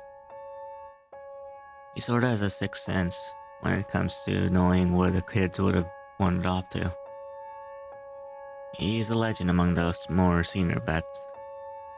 But he gets embarrassed if you compliment him on his work. He just sat down with me at dinner one evening, and we ended up swapping stories. Most of them were just casual, but when we got on the subject of our weird calls, and mentioned that I had a buddy who had gone up a set of stairs, he got kinda quiet and asked me if I heard of a little boy who disappeared from his park a few years back. I hadn't, so he told me this story. They were out looking for this 11-year-old boy, Joey, who had gone missing near a river. Of course, the first thought was that he had fallen in and drowned. But when they brought the dogs out, they led SCR officers away from the river and up to a very densely forested area. When we do searches for people, we search in a grid pattern, and we search every box of the grid incredibly thoroughly. What EW's team noticed right away was that a very strange pattern was emerging. Dogs in alternating boxes were picking up Joey's scent, but losing it when they overlapped with another box. If you think of a checkerboard, Joey's scent was being picked up in a random black square, but never in red. This, of course, didn't make any sense, because how could this kid bounce from area to area without leaving a scent in each place he passed? EW and his partner pass into a new box of the grid, and EW sees a set of stairs about 50 yards away. He tells his partner that they need to go check near it, but his partner flat out refuses. He tells EW that he's made it a point never to go near them, that while it may be routine, he's not gonna pretend that those stairs are normal. He tells EW that he'll wait inside while EW checks. EW says he's irritated, but he felt for the guy and didn't push him on the subject. I walked over to the stairs. They were kinda small, like stairs to a basement. I don't really feel strongly one way or another about them. The stairs, I mean. So I wasn't scared or anything. I guess I'm like everyone else. I just prefer not to think about them too much. Anyway, I went over, and I could see that there was something lying on the bottom step, sort of curled up. My heart sinks. Because of course you always hope for the best. And we were confident that we'd find the kid alive, because he had only been missing for a few hours. But I knew right away that it was him, and that he was dead. He was curled up into a little bowl on the step, holding his stomach. It looked like he had been in horrible pain when he died, but I didn't see any blood, except some on his lips and chin. I radioed in that I had found him, and we got his body back to command. That poor family. They were devastated. The parents couldn't understand how he had died. He had only been gone for a short amount of time. And on top of that, we didn't have any obvious cause of death. It just made it worse. I figured he had probably eaten something poisonous, since he was holding his stomach when I found him. But I didn't want to guess. It's hard enough to hear your kid is dead, let alone some smart ass guessing about what happened. They took him away, and I went home, tried not to think about it. I hate finding dead kids, man. I love this job, but it's just one of the reasons I left. I've got 2 daughters, and the idea of losing them that way just... He choked up a little here. I'm not great with emotional stuff like that, and it's always sort of awkward to see a grown man cry. So I didn't really know what to do. He pulled himself together eventually, though, and he kept going. We don't always hear back from the coroners about the cause of that. It's not really our job to know, I guess. And sometimes if they think it's foul play, they won't tell us because of some legal bullshit. But I've got a friend who works for the sheriff's department, and he'll usually pass along any interesting info if I ask. In this case, though, I actually got a call from him about a week later. He questions if I remember the kid, and of course I do. And he says some seriously weird shit is going on. He tells me, EW, man, you're gonna think I'm crazy, but the coroner has no idea what happened to the kid. He's never seen anything like it. My friend goes on to tell me that when the coroner opened the kid up, he couldn't even believe what he was seeing. The kid's organs were like Swiss cheese. Quarter-sized holes were punched clean through. Just about every single organ this kid had, aside from his heart and lungs. But his stomach, his colon, his kidneys, even one of his testicles, were full of these clean holes. My friend said the coroner described it as if someone had taken a hole punch machine and punched holes out of everything. They were so neat. But the kid didn't have a scratch on him. No entry or exit wound. The closest thing to this anyone had ever seen was a guy who had filled himself with buckshot a year or so back while cleaning his rifle. No one had a clue what possibly could have happened. My friend asked me if I ever heard of anything like it, or if he had similar cases in the past. But I never even heard of something like that. And I told him I wasn't going to be any help to him.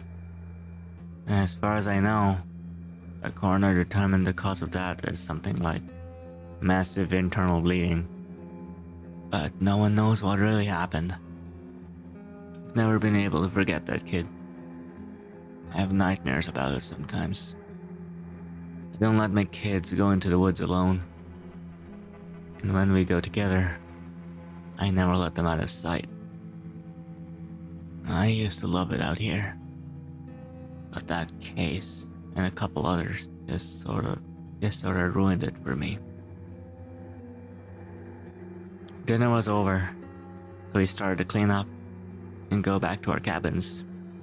Before we went our separate ways, he puts his hand on my shoulder and looked at me really close. Tells me there's bad things out there. things that don't care if we have families or lives, or that we can think and feel. He tells me to be careful, and he walks away. I didn't have a chance to talk with him again, but that story, it stuck with me.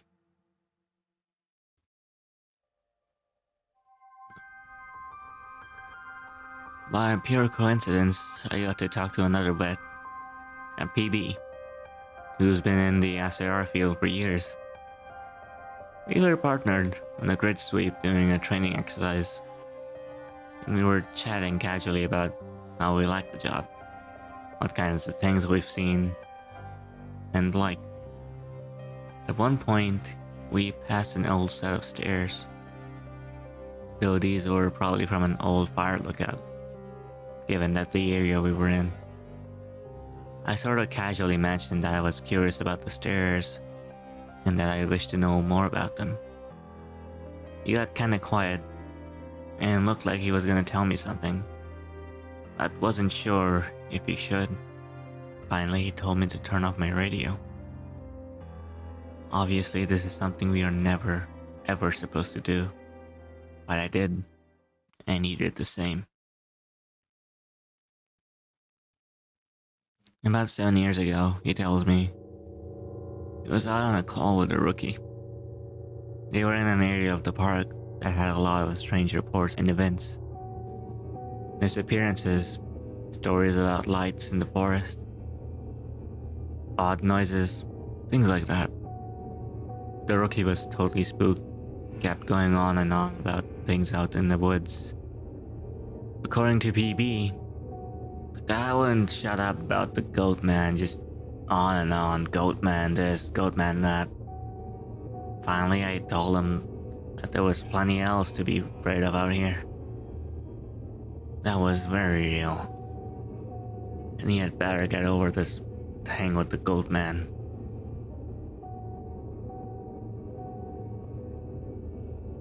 The rookie wanted to know what kind of things I was talking about, and I just told him to shut up and walk. We crossed it over a little ridge, and there was a staircase about 10 yards away. The rookie stops dead in his tracks and just stands there looking at him. Tell him, see? That's something that you should be afraid of. The rookie asked me what the hell these things are doing out here, and for some reason I just open up and tell him the truth. Or what I've been told is the truth. I could have gotten in a lot of trouble for doing what I did, and I could get in a lot of trouble for repeating it to you. But you're a nice kid, and I want you to stop looking into this. Quit while you're ahead. So I'll tell you what I know, under the condition you never say a word of this to the Stoops. I told him I wouldn't say a word. He double checks our radios are off. When it first started out, we were a little less tight-lipped about them, and other things that happen out here. We warned people before they were even hired there was weird shit going on. I guess the Forest Service was tired of having such a massive turnover rate, and they wanted people to know that what they were getting into.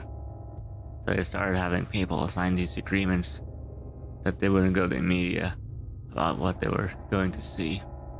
The Forest Service didn't want to scare people away, so the last thing they needed were spooked recruits running off to the media with stories of ghosts and haunted stairs. But eventually they found out that the agreements weren't necessary. People not only didn't want to talk about what they saw, they wouldn't. A few times media tried to talk to these people, and kids or folks disappear, and no one would say a word. I can't really explain it. I guess we just don't want to admit anything is wrong. This is our job, to be out in the woods every single day. We don't need to be spooked, and the best way to avoid that is to pretend everything's okay. So I'll tell you everything I can. And after that, I'm done talking about it for good. And I expect you to not bring it up around me, ever. The stairs have been out here as long as the parks have existed. We have records going back decades describing them. Sometimes people go up them, nothing happens. Other times... Look, I really don't like talking about this, but sometimes really bad shit happens. One guy got his hand sliced clean off when he got to the top step. He reached out to touch a tree branch. It happened so fast. 1 second his hand was there, and the next was gone. Completely clean wound. We didn't even find his hand, and the guy almost died. Another time, a woman reached out, touched one of the stairs, and a blood vessel in her brain popped. Literally exploded like a water balloon. She sort of stumbled down, came over to me, and all she got out was, "I think something's wrong with me." She dropped like a sack of flowers, dead before she hit the ground. I'll never forget the way the blood leaked into the inside of her eye before she died. I watched it turn red. I watched it happen, and there was a damn thing I could do to help. We warn people not to go near them, but there's always at least one idiot who does. And even if nothing happens to them, something bad always happens. Kids go missing as we're on their trail. Someone dies the next day, cut in half in a completely safe part of the park. I don't know why, but something bad always happens. I don't know exactly why they're out here, but it doesn't matter. They're here, and if we're smart, we'll tell our near officers exactly what they're capable of. We were both quiet for a while. I was afraid to talk because I wasn't sure if he was done. He looked like he wanted to say something else. Finally, he spoke up again. You ever notice how you can't find the same ones twice?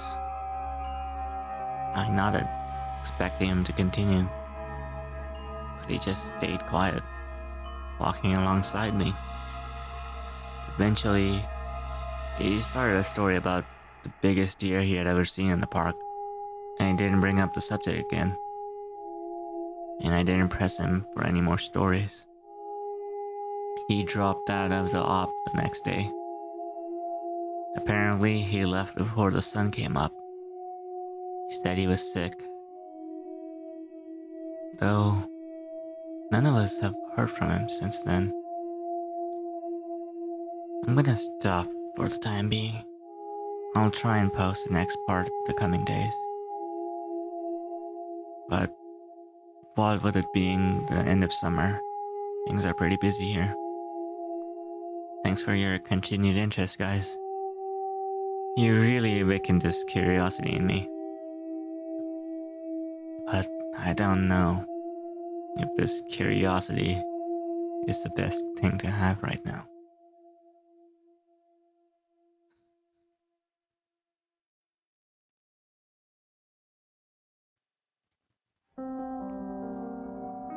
I apologize for the short update. Things have gotten a little crazy around here, and I'm not sure how often I'll be able to update going forward.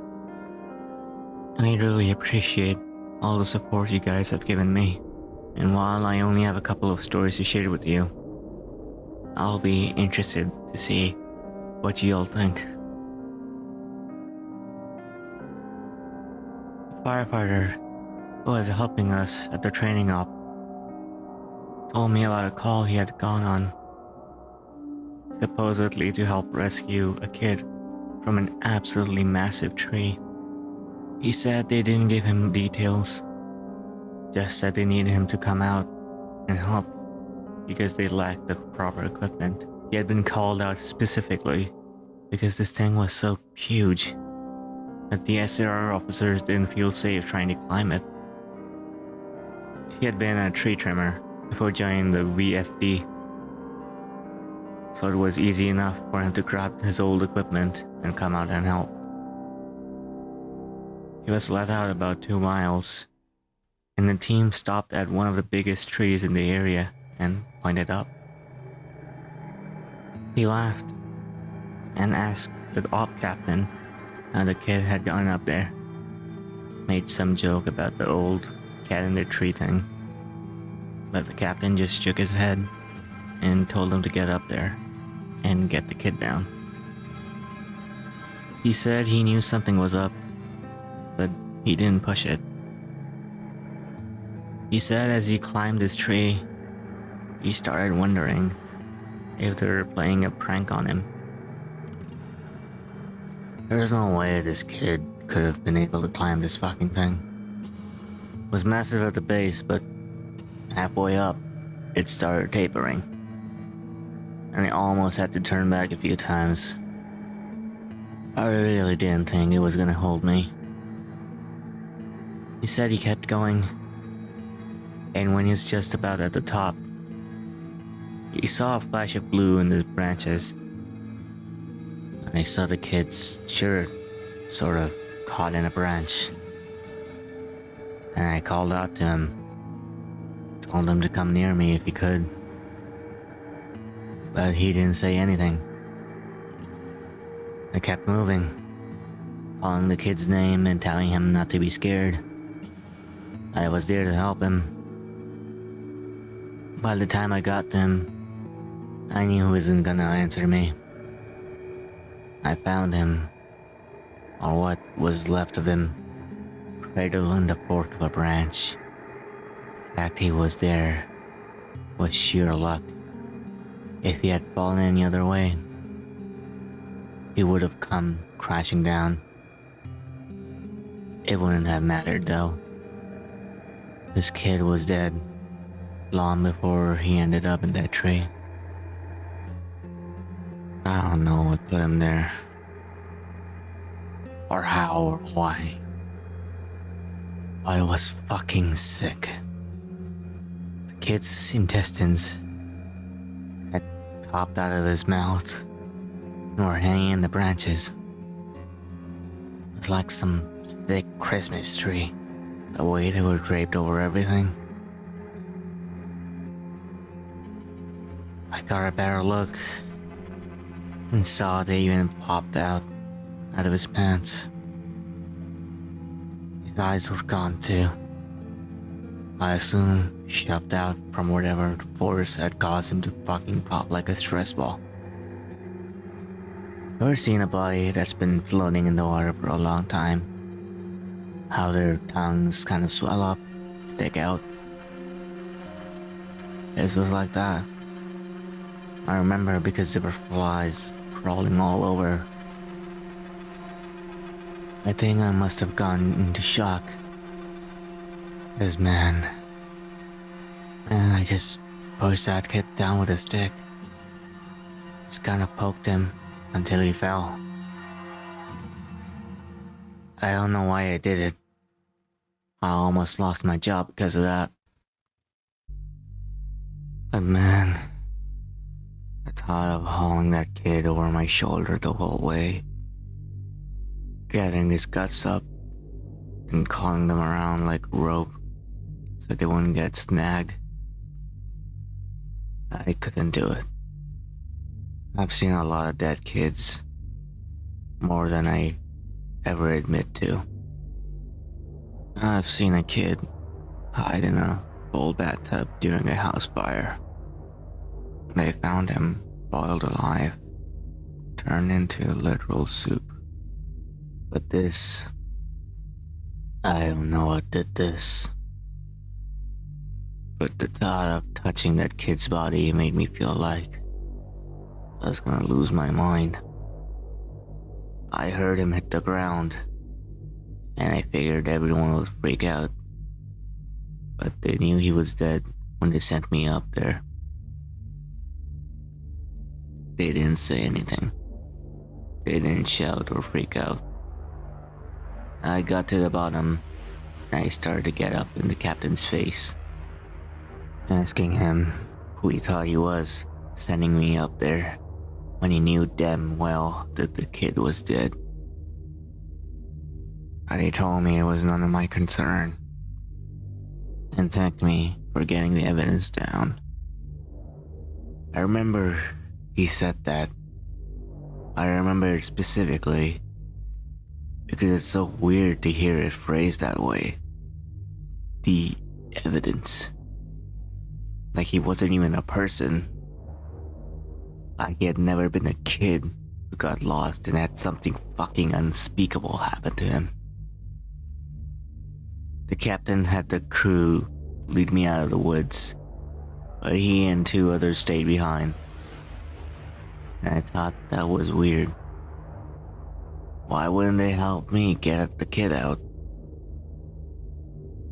I tried asking, but the guys leading me out just told me they couldn't discuss it. They can't discuss an open case. I asked him what he thought had happened to the kid. And he got really pensive and thought about it for a moment. I would have said a crush injury based on his guts. It came out like that. But with those injuries, you see massive contusions under the skin. Obvious trauma. This wasn't like that. It was almost like the kid got caught into a big vacuum and had his guts sucked out. But even then, there was no trauma. None at all. It bothers me. It bothers the hell out of me. One of the vets at the training op reads Snow Sleep, and he recognized my stories. He knows me pretty well, and we've swapped stories before. He asked if he could share something he noticed about the stairs, and some thoughts he had. I'm really glad you decided to share these. I think it's important people be aware of what's out there, especially since the Forest Service is doing such a good job at covering it all up. I asked him what he meant. What do you mean what I mean? Lack of any kind of media attention or coverage of missing kids or bodies found miles where they got lost in the first place. David Paulites hit this right on the head. The FS is doing everything they can to keep people coming here, even if it isn't safe. I mean, to be fair, it's not like these things happen every day. But the numbers add up, and it's worth looking into, especially the stairs. I was surprised you didn't mention the flipped ones. I didn't know what he was talking about. I couldn't remember him ever talking about something like that. He seemed incredulous. Dude, I can't believe you've been on this long without seeing them. No one told you about them? I shrugged and asked him to elaborate. Oh, there's the normal stairs. The ones that pop up when we're out of ways. I know you know about them. But sometimes I've run across ones that are flipped upside down. Yes, it would be like if you had a dollhouse and the stairs were a separate piece. I take that, flip it upside down, so the top step is stuck in the dirt, and put it out in the woods that are like that. I don't see them as often, but they're odd to say the least. Makes me think of footage taken after a tornado. when houses are all blown apart and random things are standing, like chimneys and garden walls. Those ones freak me out more than the normal ones, because I can't really write those off as easily. I don't really scare easily, like most of us who work out here. But that idea stuck with me, and it bothers me. I'm going to try and find more about them. He also mentioned how many people were bothered by the guy with no face. He got really excited and told me he had seen something similar. I was out on a training exercise a few years ago. I was camped out on my tent, and I heard someone walking around outside of my camp. We're told not to wander far, which you know. So I wondered if maybe it was a rookie who had gotten up to pee and couldn't find his way back. I remember that guy in our group a few years back who almost fell off the damn mountain. Well, I'm paranoid about that happening again. So I got up and see what's going on. I went to the edge of the camp and I called to whoever it was and told them that camp was this way. But they kept going back into the woods, so I went after them. I know it was stupid of me, but I was half asleep and I just didn't want someone getting hurt. I followed this thing on a dead straight course for about a while, and then it stopped on the edge of a little river. I could see the outline of it because the water was reflecting the moon, and it looked just like an ordinary guy. He had a pack on, and it looked like he was facing me. I asked if he was okay, if he needed help, and he cocked his head like he didn't understand me. I always have my pocket knife with me, and it's got a little thumb light attached to it. So I turned that on and lit up his chest so I wouldn't blind him. He was breathing slowly and deeply, so I wondered he was sleepwalking or something. I went closer and asked him if he was okay. I moved the light up, and something didn't seem right. So I stopped. He kept breathing in this real slow, deep breaths. And I sort of figured out gradually that that's what was bothering me. It was like he was pretending to breathe, but not actually doing it. His breaths were too even and deep, and all his movements were exaggerated, like his shoulders going up and his chest moving. I told him to identify himself, and he made this muffled sound. I moved the light up, and I shit you not, this guy had no face, just smooth skin. I freaked out, and I fumbled my light, but I saw him move towards me, but he didn't actually move. I don't know how to explain it, but 1 second he was at the edge of the river, and the next he was 5 feet away from me. He never looked away or blinked. It was like he moved so fast my brain couldn't keep up. I tripped and fell. I could see this line open up on his throat. It stretched up to his ears, and he tilted his head back, and he smiled at me with his throat. There wasn't any blood, just this gaping dark hole. And I swear, he smiled at me with this gash in his throat. I got up and ran as fast as I could back to camp. I couldn't hear him following me, but it felt like he was right behind me. Even though when I looked back, I couldn't see him. I calmed down when I got to camp. The fire was still there.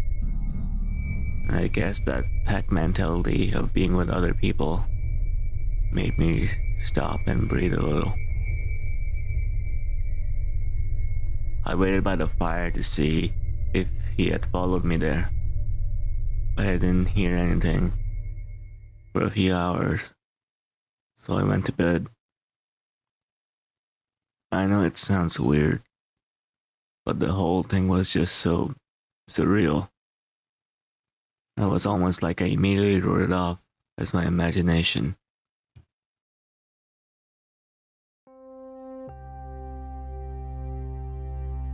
We were telling ghost stories one night before bed, just to scare each other and poke fun at whoever got creeped out most.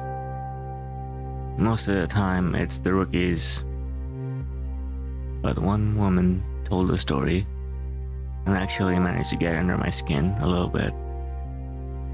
And I know the same was true for others. She said it was true, but then again, every ghost story ever told around a campfire is true. Somehow though, I don't think she was making it up. It had that ring of truth that only really traumatizing events have. She said that when she was a kid, she and her friend used to go out in the woods behind her house a lot. She lived in northern Maine, where there's a lot of dense, unpopulated national forest. She said the woods up there aren't like they are here. They're so thick in places that the trees block out the sun almost completely. She and her friend grew up there, so they weren't scared of being out there alone. But they always did maintain a sense of caution in certain areas. She said it was never really talked about, but they always knew not to go out more than a mile beyond their homes.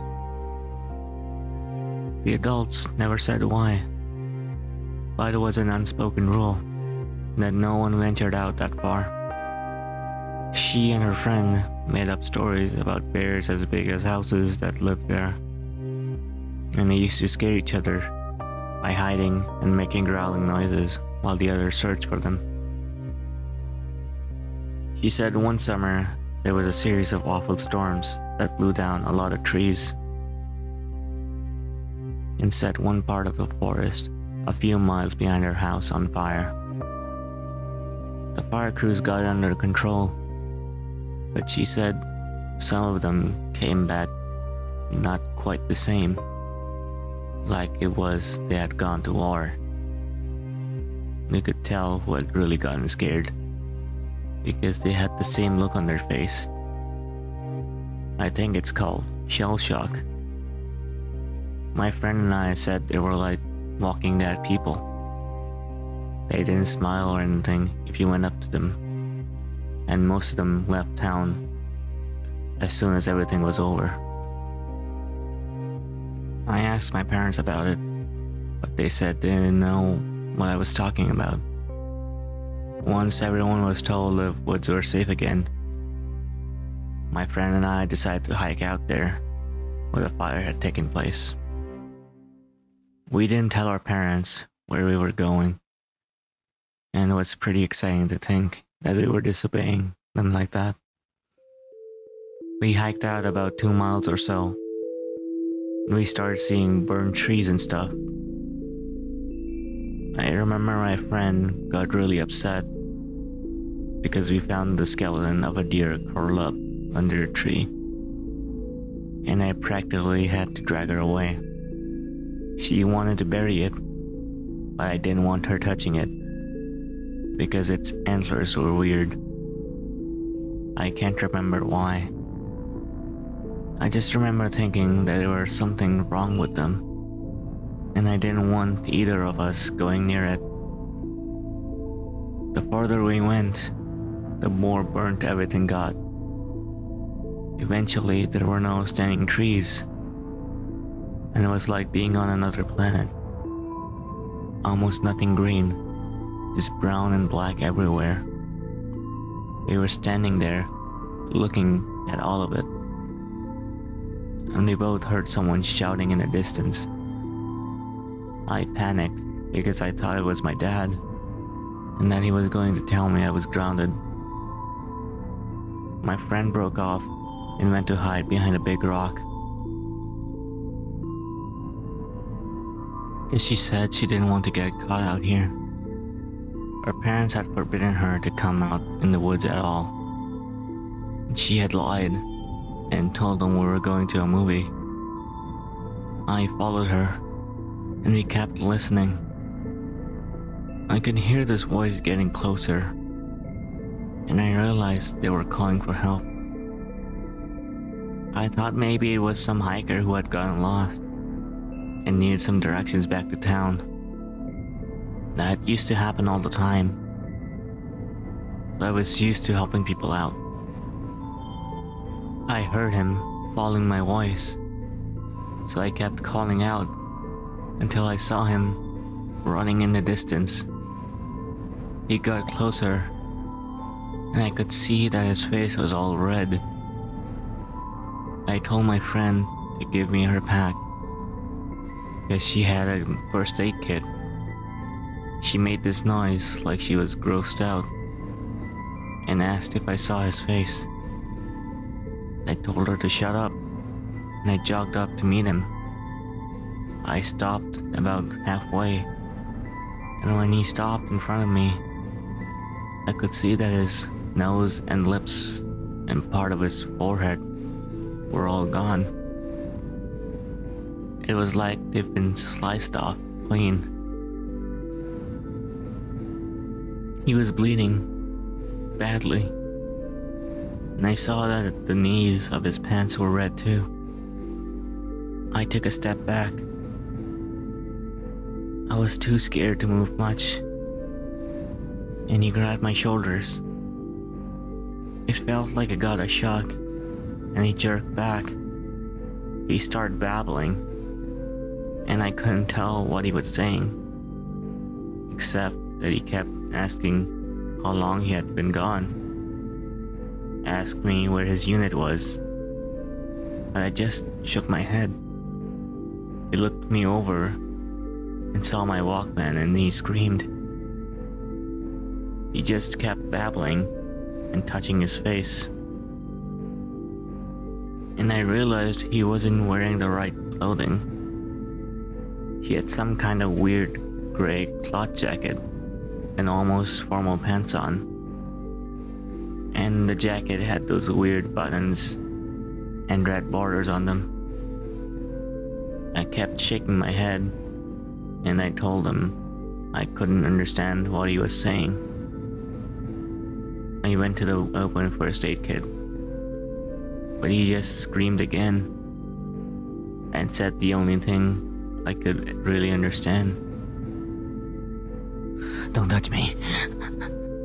You'll make me go back there." After that, he ran off, and I could hear him screaming the whole way. When I couldn't hear him anymore, I turned around, and my friend was crying. I just turned around and started walking back towards town. She asked me over and over what had happened and who that was, but I didn't say anything. When we got home, I told her I didn't want to play in the woods with her anymore. We're still friends, but we don't talk about that guy. Not ever. Okay guys, those are the stories I've gathered for now. Hopefully I'll catch you guys next week. I'll update as soon as I'm able to, though. I appreciate the continued support.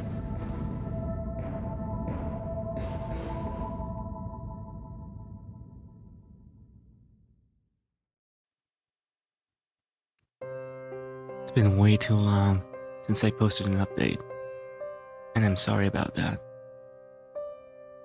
There's also been confusion about the new formatting requirements on the board, which I've cleared up. So these next few stories are going to be posted in a different way. They'll be in chronological order, and I'll do my best to tie them into each other as much as I can, so it doesn't skip around too much. When I first started out as a rookie, no one had told me a lot about the job in terms of the weird things that could happen. I'm assuming this was largely to prevent me from freaking out and abandoning the park. But a few months into my service, when I was still a rookie, a friend and I were drunk at a party, and he opened up a bit. Yeah, it can get a little crazy out here, I guess. I think the worst are the ones where people die when they shouldn't. You know? When we find them like 10 minutes after someone says they saw them alive last. They were fine when I passed them on the switchback, I swear. That sort of shit.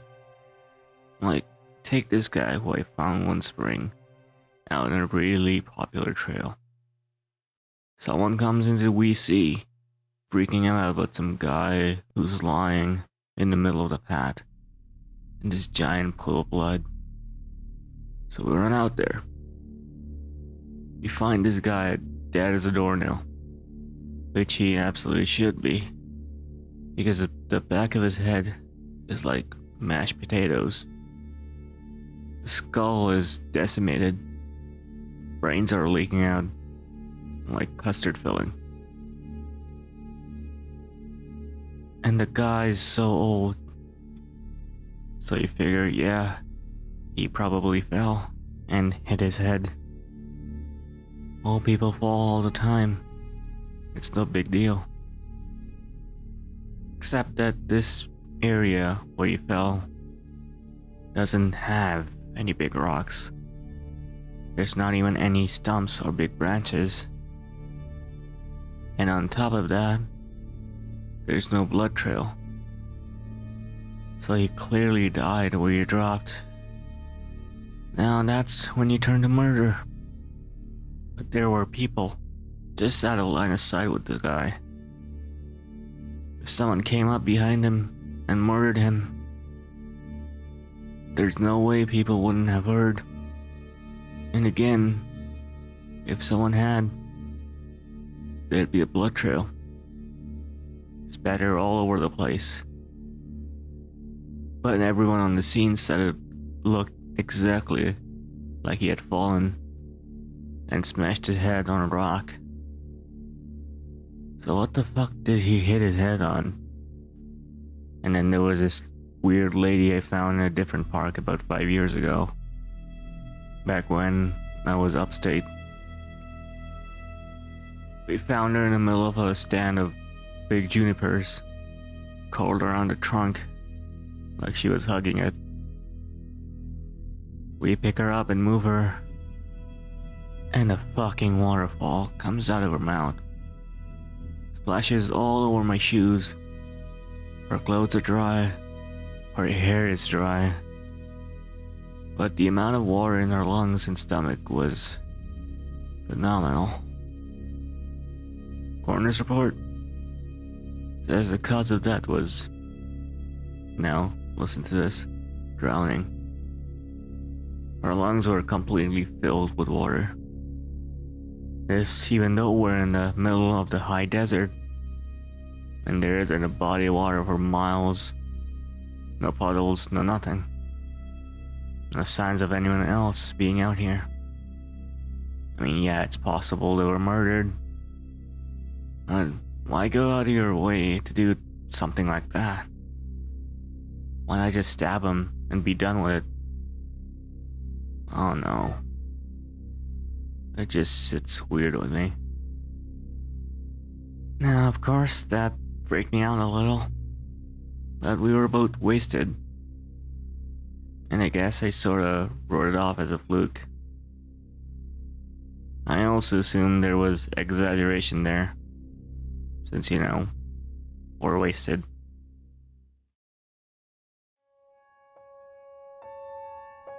Now, I don't like talking about this next case pretty much. It was an awful one that I've done my best to forget about. But of course, that's easier said than done. This happened about 6 months after a conversation with my friend at the bar.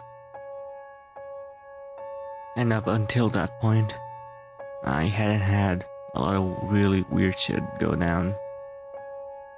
A few things here and there. And of course, the stairs. And it's amazingly easy to get used to stuff like that when it's treated as normal. This case was a little different. A guy with Down syndrome in his 20s after his family lost sight of him on a major path. That was odd in of itself, because this guy never left his mom's side. She was absolutely convinced he had been kidnapped, and unfortunately a ranger who isn't with the park anymore insinuated that no one was going to kidnap someone with that kind of disability. Not very tactful, to say the least. No wonder we got rid of him. We wasted a lot of time trying to calm her down enough to get information about him. Then we put out an official missing persons call. Because of the urgency of the situation, him being mostly unable to function alone, he had local police come in and help us. We didn't find him the first night, which was heartbreaking. None of us wanted to think of him being alone out there. We assumed he had just kept wandering and was staying ahead of us. We brought out helis the next day, and they spotted him in a little canyon. I helped him bring him back up, but he was in bad shape. I think we all knew he wasn't gonna make it. He had fallen and broken his spine and couldn't feel his lower half. He had also broken both his legs, one at the femur, and he had lost a lot of blood. He was confused and scared while he was alone, so he had probably made the injuries worse by dragging himself a little ways. I know it sounds awful, but while I was riding in the copter with him, I asked him why he had wandered off. I just wanted something to tell his mother, to let her know it wasn't her fault, because he was fading fast, and I didn't think she would get to ask him herself. He was crying. And he said something about how the little sad boy had wanted to come and play. He said the little boy wanted to trade so he could go home. Then he closed his eyes, and when he woke up again, he was in the canyon. I'm not sure that's exactly what he said, but it was what I thought the gist of it was. He kept crying, asking where his mom was, and I held his hand and tried my best to keep him calm. It was cold out there, he kept saying. It was cold out there. My leg was frozen. It was cold out there. Cold in me. He was getting weaker. So he eventually stopped talking, and he closed his eyes for a while. Then, when we were about 5 minutes away from the hospital, he looked right at me, with these big tears running down his face, and he muttered, "Mom won't see me again. She won't see me no more. I love my mama. I wish she was here." And he closed his eyes, and he just never woke up. It was horrible, and I don't like talking about it. That case was one of the first ones that really rattled me badly.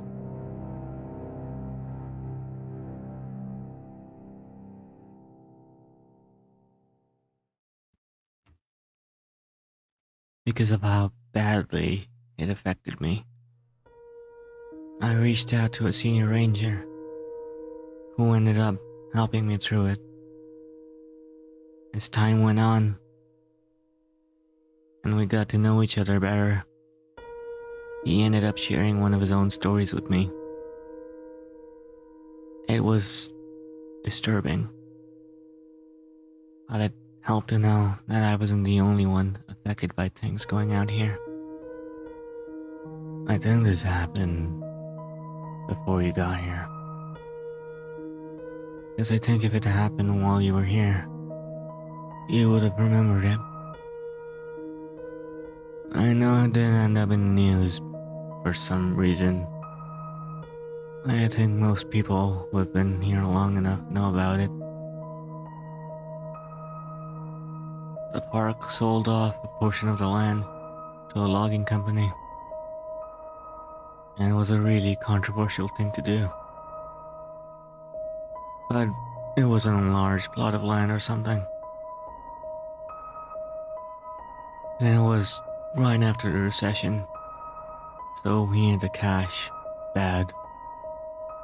Anyway, they're selling this plot of land, and we got a call that we need to get our supervisors out right away. I don't know why, but they ended up sending me and a few other guys along with the heads. I guess for power in numbers, to see what was up. We got there, and all these guys are crowded around the tree that they had just cut. They're all pissed off and freaking out, and the foreman comes over and says he wants to know what we think we're up to. What the hell y'all think this is? Some kind of sick joke? You got a lot of fucking nerve pulling this shit. He bought this land fair and square. Well, we don't know what the hell he's talking about. So he brings us over to this felled tree and points at it and tells us that when they cut it down, it was just like this. And they'll be damned if they put it there. The inside of the tree was all rotted and hollow in one spot. And when they cut it down, it had that exposed chamber and inside it was a hand. Like a perfectly severed hand. And it looks like it's actually fused with the inside of the tree. Oh, now we think they're pulling a joke. So we tell them we don't like being fucked with. And we start to leave. But they tell us they've already called the cops. And they'll go right to the media if we don't stick around. And that gets the head's attention. So they stick around and talk to the police about it. Everyone's denying that they put the hand there. And besides, how would anyone would have done it? It's clearly a real hand, but it's not mummified or skeletal. It's brand new, so probably not even a day old. And it's definitely fused with the wood. You can see that it's coming right out of it. The loggers insist that they didn't put it there. Somehow this fresh human hand ended up fusing to the inside of this living tree. The police have them cut up the section of the tree into movable chunks. Then they take the hand away, and the area is closed off. It was a pretty big investigation, but I know they didn't find any answers. Now it's become this legend. And as far as I know, they haven't sold any more land for logging.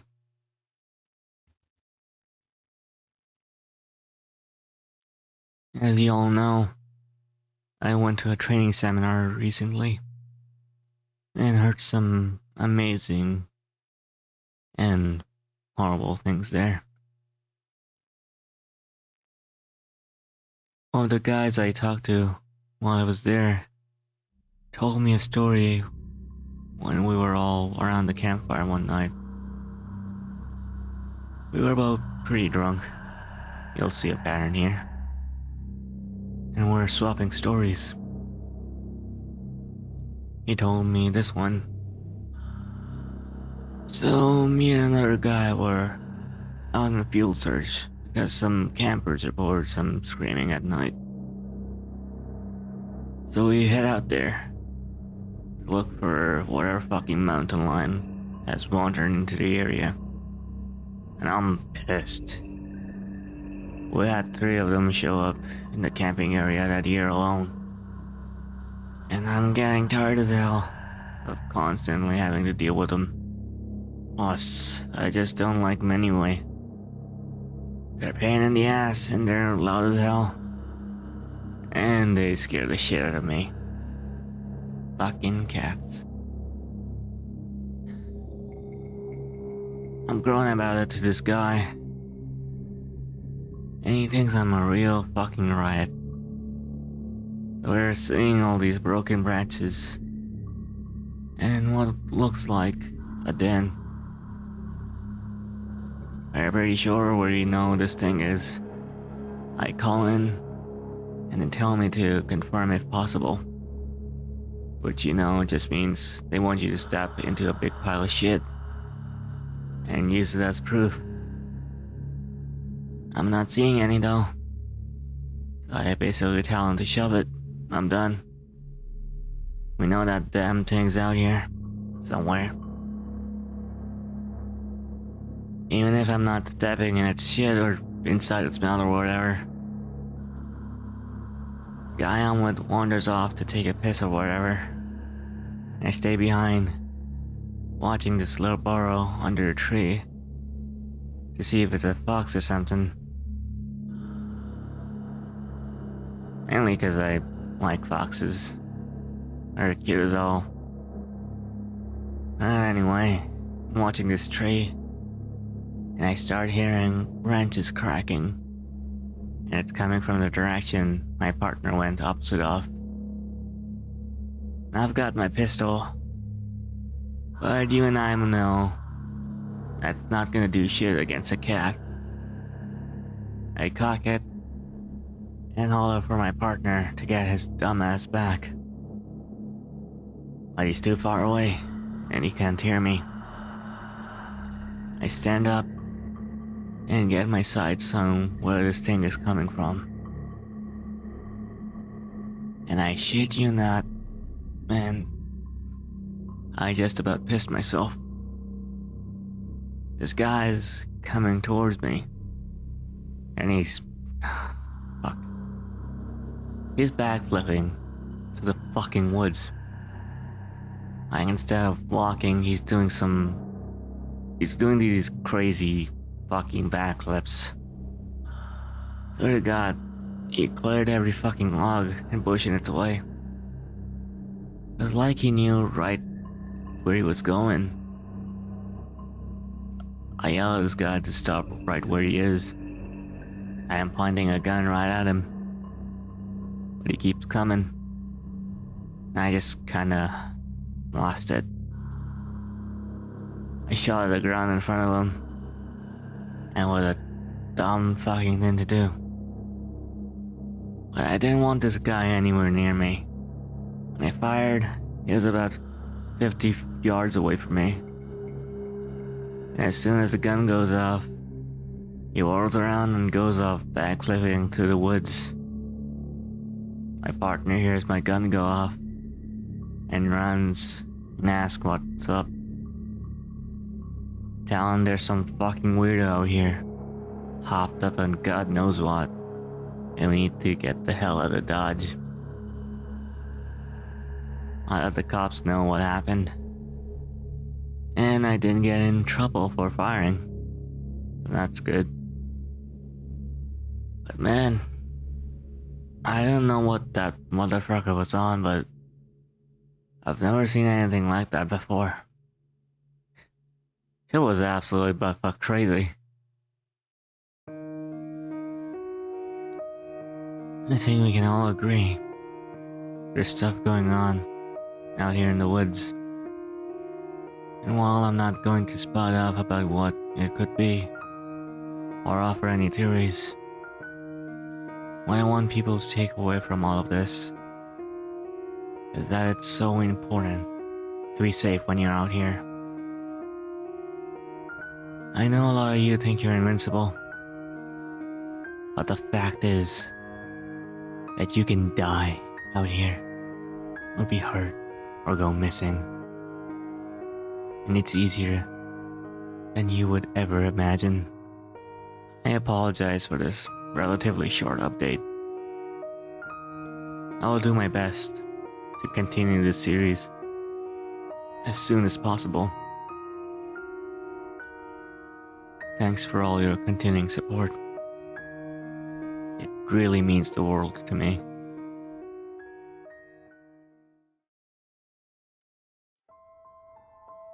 One of the topics that I get asked about a lot, here and in real life, involve things like the Wraith, the Wendigo, and other related legends. I can't honestly say that I know a lot about them, but based on some light reading I did, I can say that I've heard some stories that seem loosely related to them. You've heard the old adage that legends like that come from somewhere, and I'm sure that's true, but as y'all know, I do try to take things with a grain of salt. You have to out here. It's sort of like working in a hospital, I would imagine. You spend all day thinking about how many people have died there, and how there are probably ghosts or whatever you call them all over the place. But it doesn't do you any good. It just makes it harder to do your job. I think a lot of us feel that way, and that's why we try to just do our best and work like everything's fine. Once you get paranoid, there's not really any going back. And a lot of cadets quit because of that. My park especially seems to have a high turnover rate because the cadets graduate and get so freaked out about everything and they can't seem to let it go. You have to learn to internalize things and shut off. I've talked to Katie a bit about her experience because I wanted to know what she thought about the Wendigo. She didn't really have anything particular to say about it. Aside from that, she didn't want to think about it that much. But she told me a friend of hers had something similar happen. I contacted this person, H, over Skype, and they agreed to talk to me about it. They're aware of my work here, and they're fine with me posting the story exactly as they wrote it. I grew up in Central Oregon, and there's a reservation called Warm Springs about 2 or so hours from where I lived. I only mentioned that because a lot of people in my area have friends there, and a lot of land in that area belongs to that tribe. When I was a kid, we used to go camping up there. Not on the res, of course, but in that area. And I met a lot of kids who grew up there. I got to know one kid really well. His name was Nolan. And we ended up hanging out a lot when our families were in the area. Our folks got to know each other, so we would all get in touch and camp around the area around the same time. We would camp about 2 weeks, so we were out there for a long time. I asked him if he camped in an RV. Yeah, my dad had one, so I guess it wasn't really camping. But we would take our tents and stuff and set them up away from the camp most of the time. I didn't like sleeping in there because I like being outside.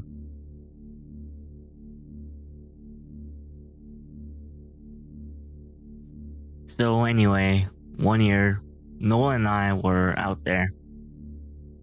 I think we must have been like 12 or so. We wanted to go out and camp near the river because we wanted to try night fishing. I think we must have been about a third of a mile from the main camp, far enough that we couldn't hear or see anyone else. I remember that. We were messing around most of the day. I don't really remember much about it. But we ended up building a fire at some point. And I was really impressed because he had this flint or something that he used to start it. I had never seen anyone do that, so I thought it was pretty cool. I got him to teach me how to do it, and we lit some stuff on fire, which looking back was really stupid, because it was the middle of the fucking summer. And if I remember right, the fire warning was either yellow or orange. But thankfully, we didn't start anything major. And when it got dark, we sat around and talked about whatever it was 12-year-olds talk about. I don't really remember much. What I do remember is that at some point, he looked over my shoulder at the river and asked if I could see anything.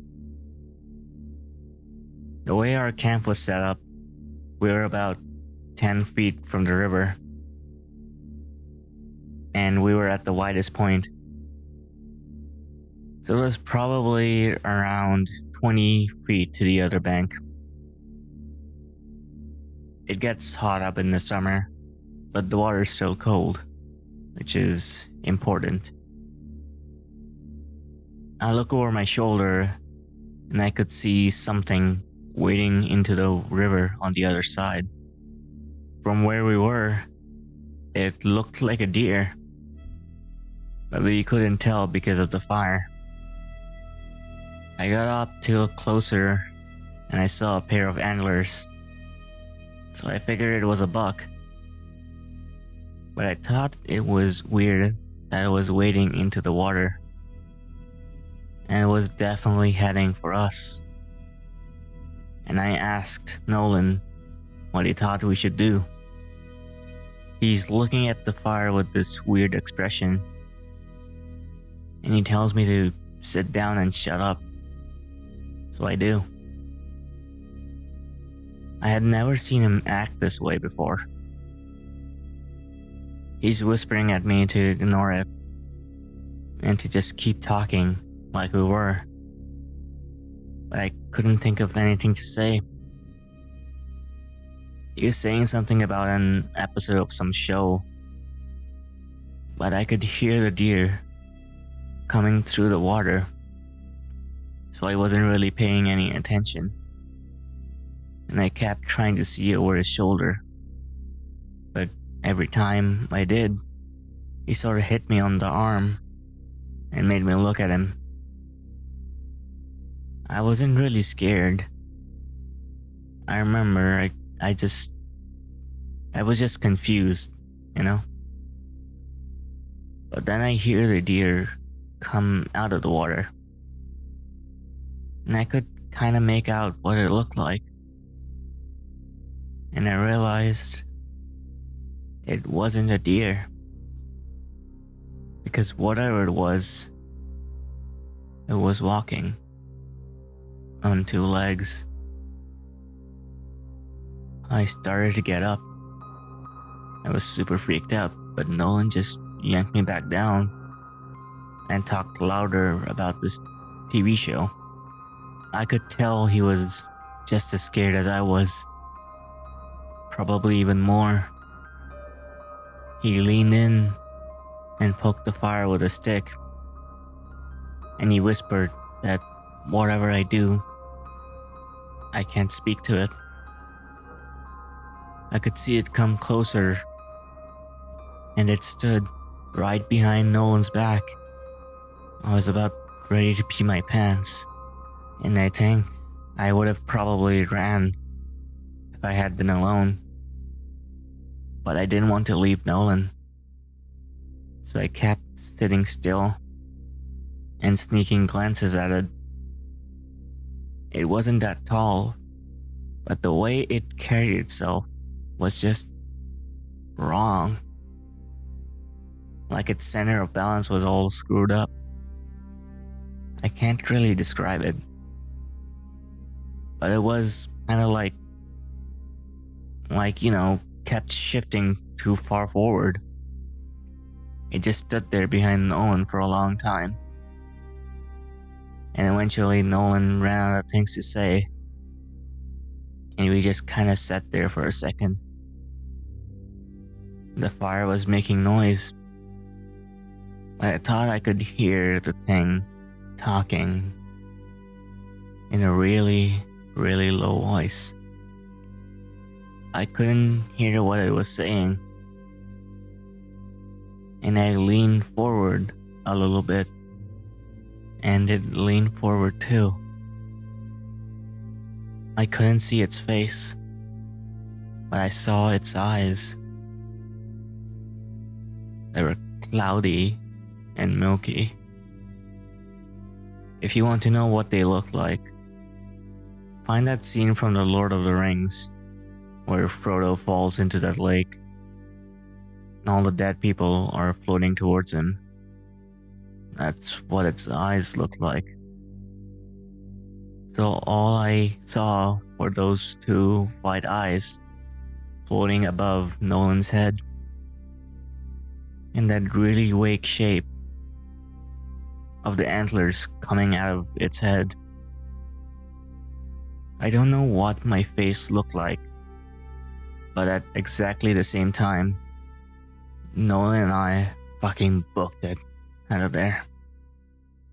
We ran non-stop until we got to the main camp.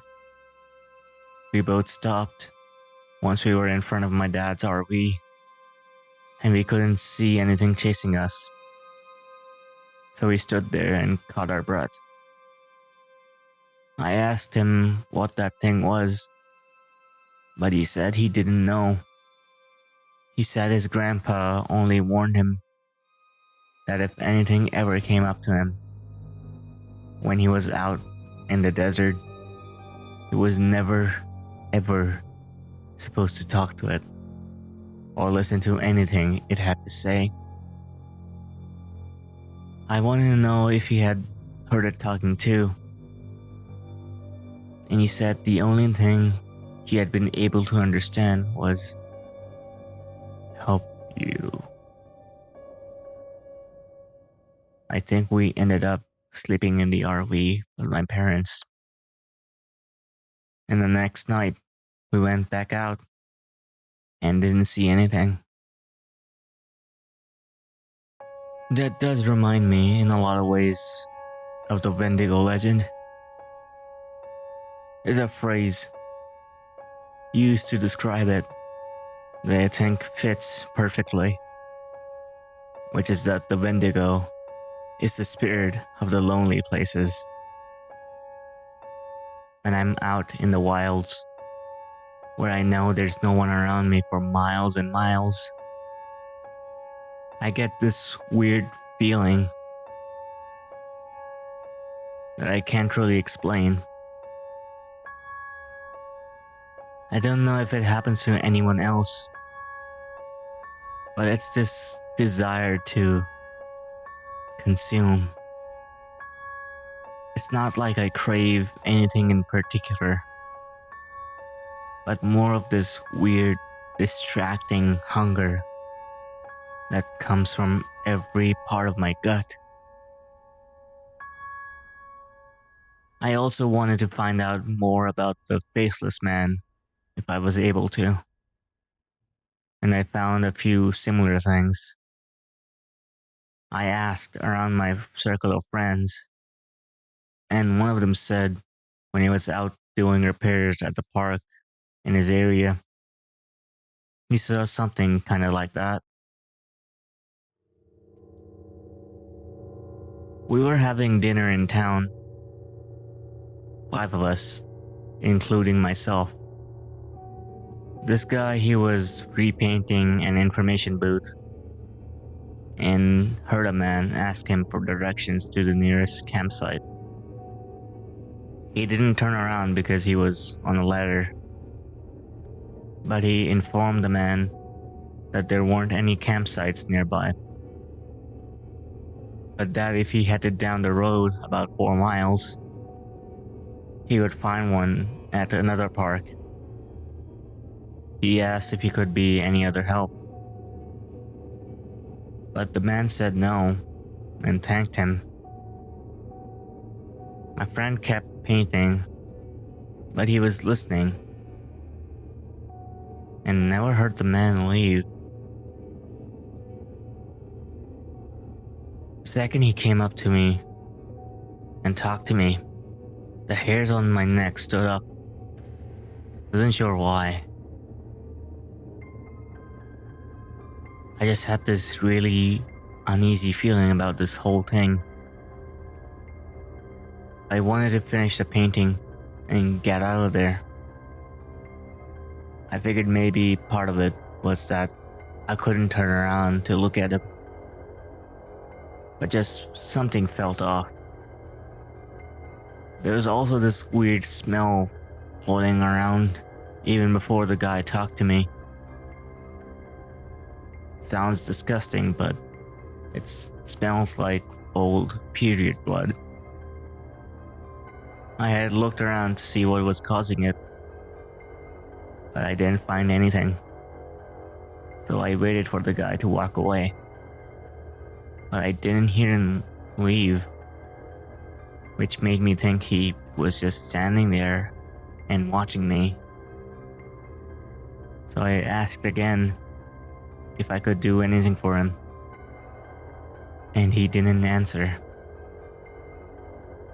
I knew he was there though, because I hadn't heard him leave. So I did this awkward turn on the ladder to look down and see what he was doing. Now I admit it could just have been my brain fucking up. For a split second when I turned around, that fucker didn't have a face. Like he had no face. It was almost concave and totally smooth. I just about had a fucking heart attack because I couldn't wrap my brain around what I was seeing. I think I started to say something, but there was this kind of pop sound inside my head. And suddenly he was just a normal looking guy. It must have looked weird because he asked if I was okay. And I was just like, yeah, I'm fine. And he asked me about the campsite again. And I point to where he has to go. And he's like, I'm not around from here. Can you help me get there? Now this is when I knew something was really up. Because there's no way this guy got out here and didn't know where he was. And for that matter, there's no car around. So how did he get there in the first place? I said I was sorry, but I couldn't take him anywhere in a company vehicle. And he's like, please, I really don't know where I am. Can you come with me and help me get there?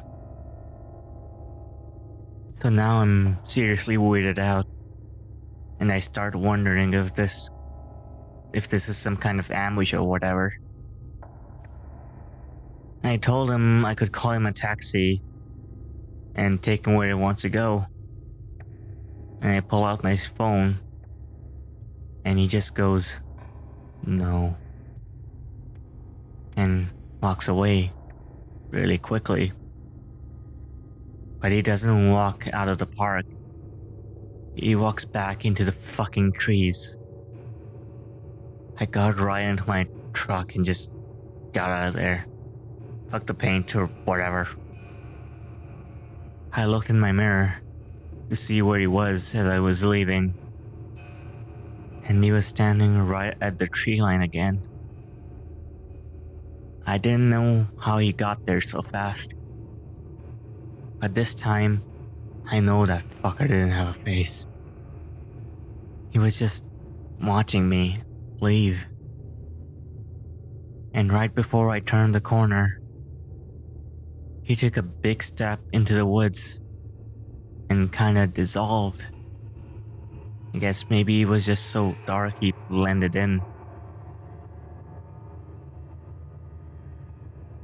But it felt more like he just melted away.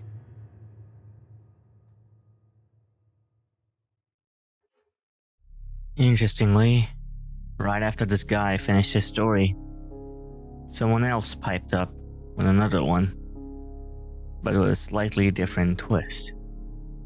You know, I had something sort of weird like that happen a while back. I was out doing some trail scouting, and I was out in the middle of nowhere, figuring out where we were gonna have this trail run through.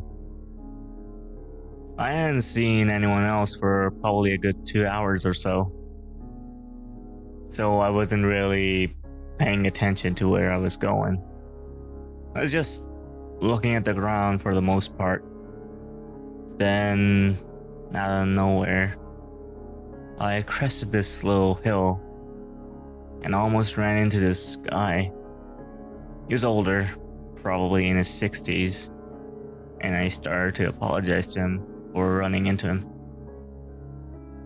And I noticed his face, and I probably looked like a douchebag because I stopped and just stared at him. It took me a second to figure out what was wrong, but this guy's face was huge. I know it sounds weird, but that's the only way I can describe it. His head wasn't big or anything, it was normal, but the amount of space his face took up was just way too much. Like if he took someone's face and enlarged it by about 2 times. He doesn't say anything, he just kinda looks at me. And I backed up. I was kinda stuttering and saying I was sorry. And I went around him and fucking got out of there. And did what I needed to do. The whole time I kept looking behind me because I was so freaked out, thinking he would pop up behind me or something. I know it sounds ridiculous, but I swear to you, it was one of the creepiest things I've ever seen.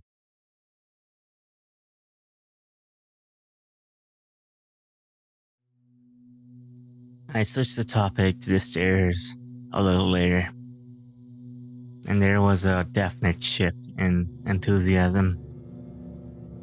No one spoke up at first. There is a real stigma around discussing them, even when we're far away from work. But I broke the ice with a story of my own. And the guy who told the story about the faceless man told this one, although very quietly. A couple of years ago, I was camping with my girlfriend. And we were about 2 miles from the road at this site I know. We went to bed that night, but we couldn't sleep because someone interjected with a funny comment. And we were dangerously close to going off topic. But I got us back on track. Yeah, real funny fucker. No, it was because we kept hearing that grinding noise. My brother used to grind his teeth in his sleep, and it kinda reminds me of that. My girlfriend was freaking out, but I just kept telling her to ignore it, because I've heard it before. And you just have to ignore it. It goes away eventually. You guys know what I mean. So eventually, I got her to go to sleep. But I woke up probably 2 hours later because something was just off. I rolled over and she wasn't there. And I kind of freaked out because he thought for a second. He took a very long drink. I ran out of the tent, calling her name. But I didn't go far. She was standing at the edge of the camp, looking at something in the trees. And I could see she was really pale. The fire was low but bright enough to see her. Anyway, I ran up to see what was going on, and she was dead asleep. But her eyes were open. She had this real spaced out look, you know? So I put my arm around her and led her back. But she wouldn't move. She said really quietly something like, "I have to go now, Eddie. I have to go. It's here." I was like, "You're just sleepwalking. Come back. Come back to bed." But she didn't budge. She just kept standing there and saying that she had to go. And I looked where she was looking, and there was a fucking staircase right about 15 yards away. Gray one, concrete. and she started to walk towards it. But I yanked her back, and that woke her up. Looked at me like I was fucking out of my mind, and she asked what the fuck she was doing out of the tent. I didn't tell her anything. I just told her she was sleepwalking. The grinding was gone, so she just went back to the tent and fell asleep again. I don't know. I don't like thinking about it, you know?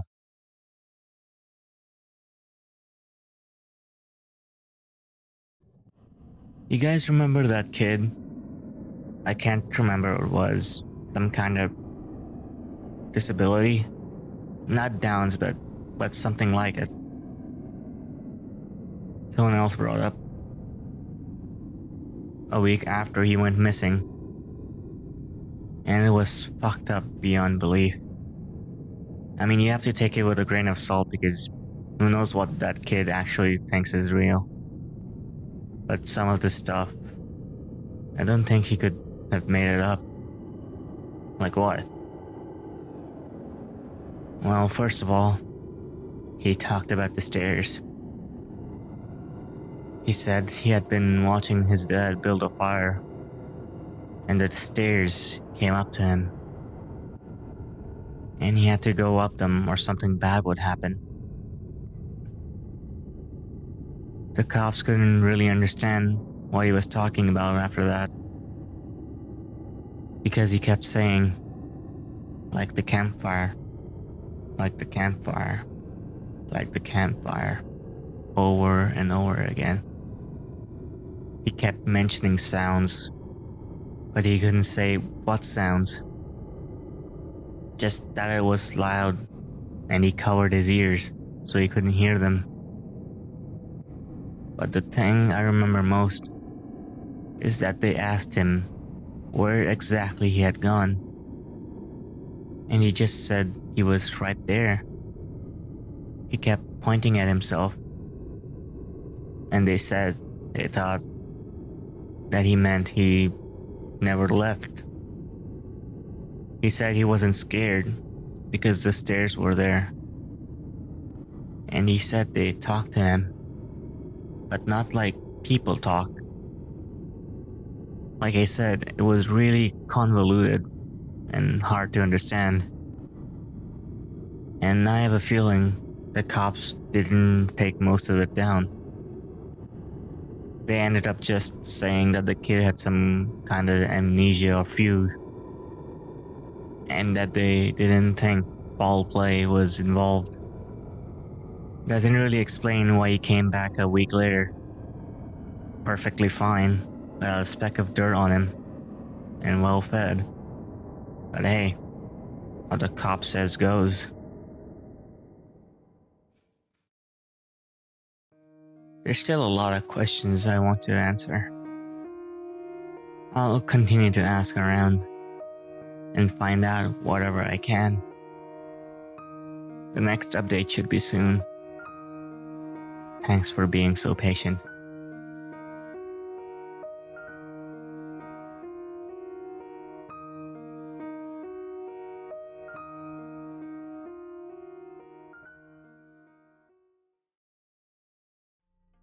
This will be my final update for now. Things have deteriorated here to a degree that I didn't foresee. I didn't know how much writing about the things that are happening out here would affect every single part of my life. And maybe that was stupid of me. Maybe I should have considered it more seriously. But honestly, I just thought I was writing about things that a few people would want to hear about. I didn't think it would get this much attention. People ask me about the stairs now. It doesn't happen every day, but when it does, I never really know what to say. My bosses know someone is talking about them. And I'm sure if they know, the higher-ups know. And I can tell you that they aren't happy about it. I've been formally told I am not to speak a word about them to anyone anymore, which is part of the reason this has to be my final update. I can't risk my job for this. It's been wonderful to get a lot of these things off my mind. I still do love my work, and I need to be out here. If anything, my being aware of what's really going on is enough reason to stick it out. I may not be able to tell people that they're out there, but if I see them, I can direct traffic away to somewhere safer. Because of the amount of attention the stories have gotten, I've heard a lot of stories being swapped back and forth. I've heard so many I can't remember most of them.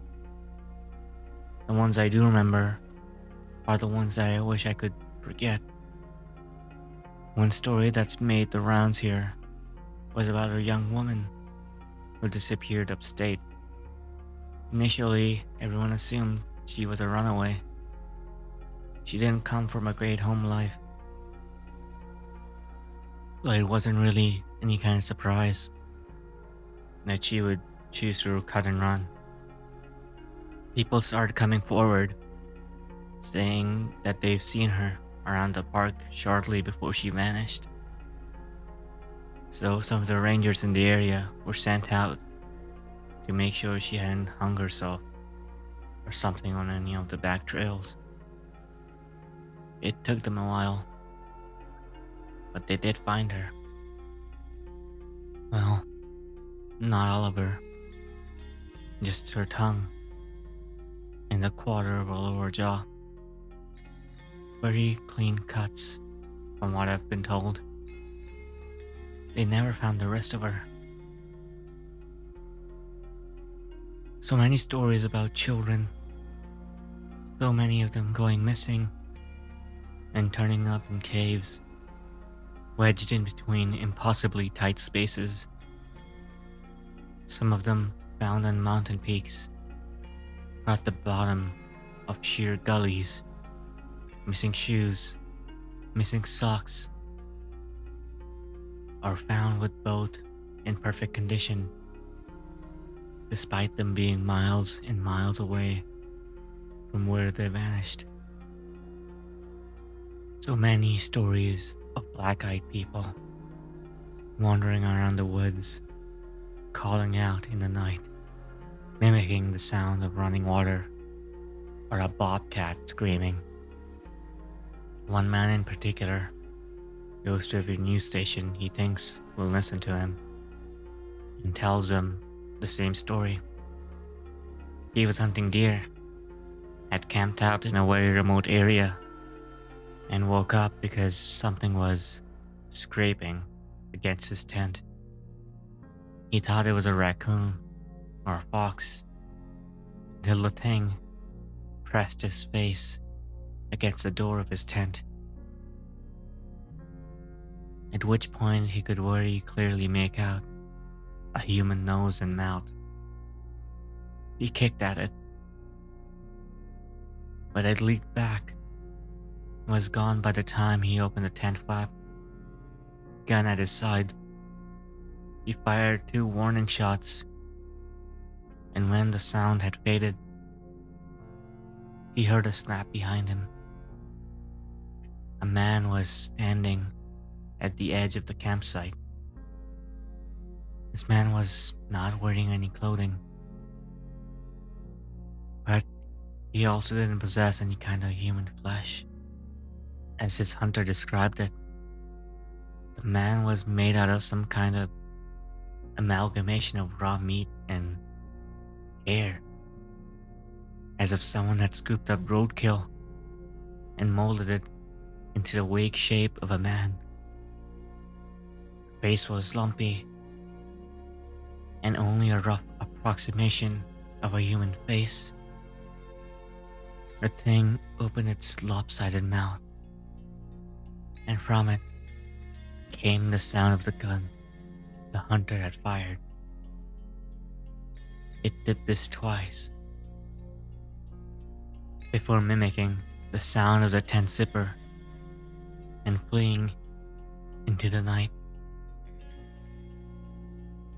Another story. A young couple out for a hike in the rocky areas of my park reported it to me yesterday that they've seen something strange out on a peak I'm very familiar with. They were taking turns looking through a pair of binoculars when the man noticed a hiker climbing up a very steep part of the cliff face. He watched the man scale the slope, and it didn't occur to him until the incident was over that this person had no climbing gear. When the climber reached the top of the peak, which was about 5 miles away, they turned and faced the young couple. He said whoever or whatever this person was looking right at them.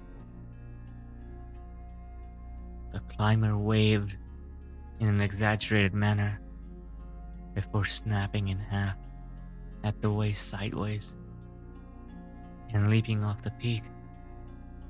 The young man didn't see where the climber landed. I sent them on their way with their assurances that I would check it out. I lied.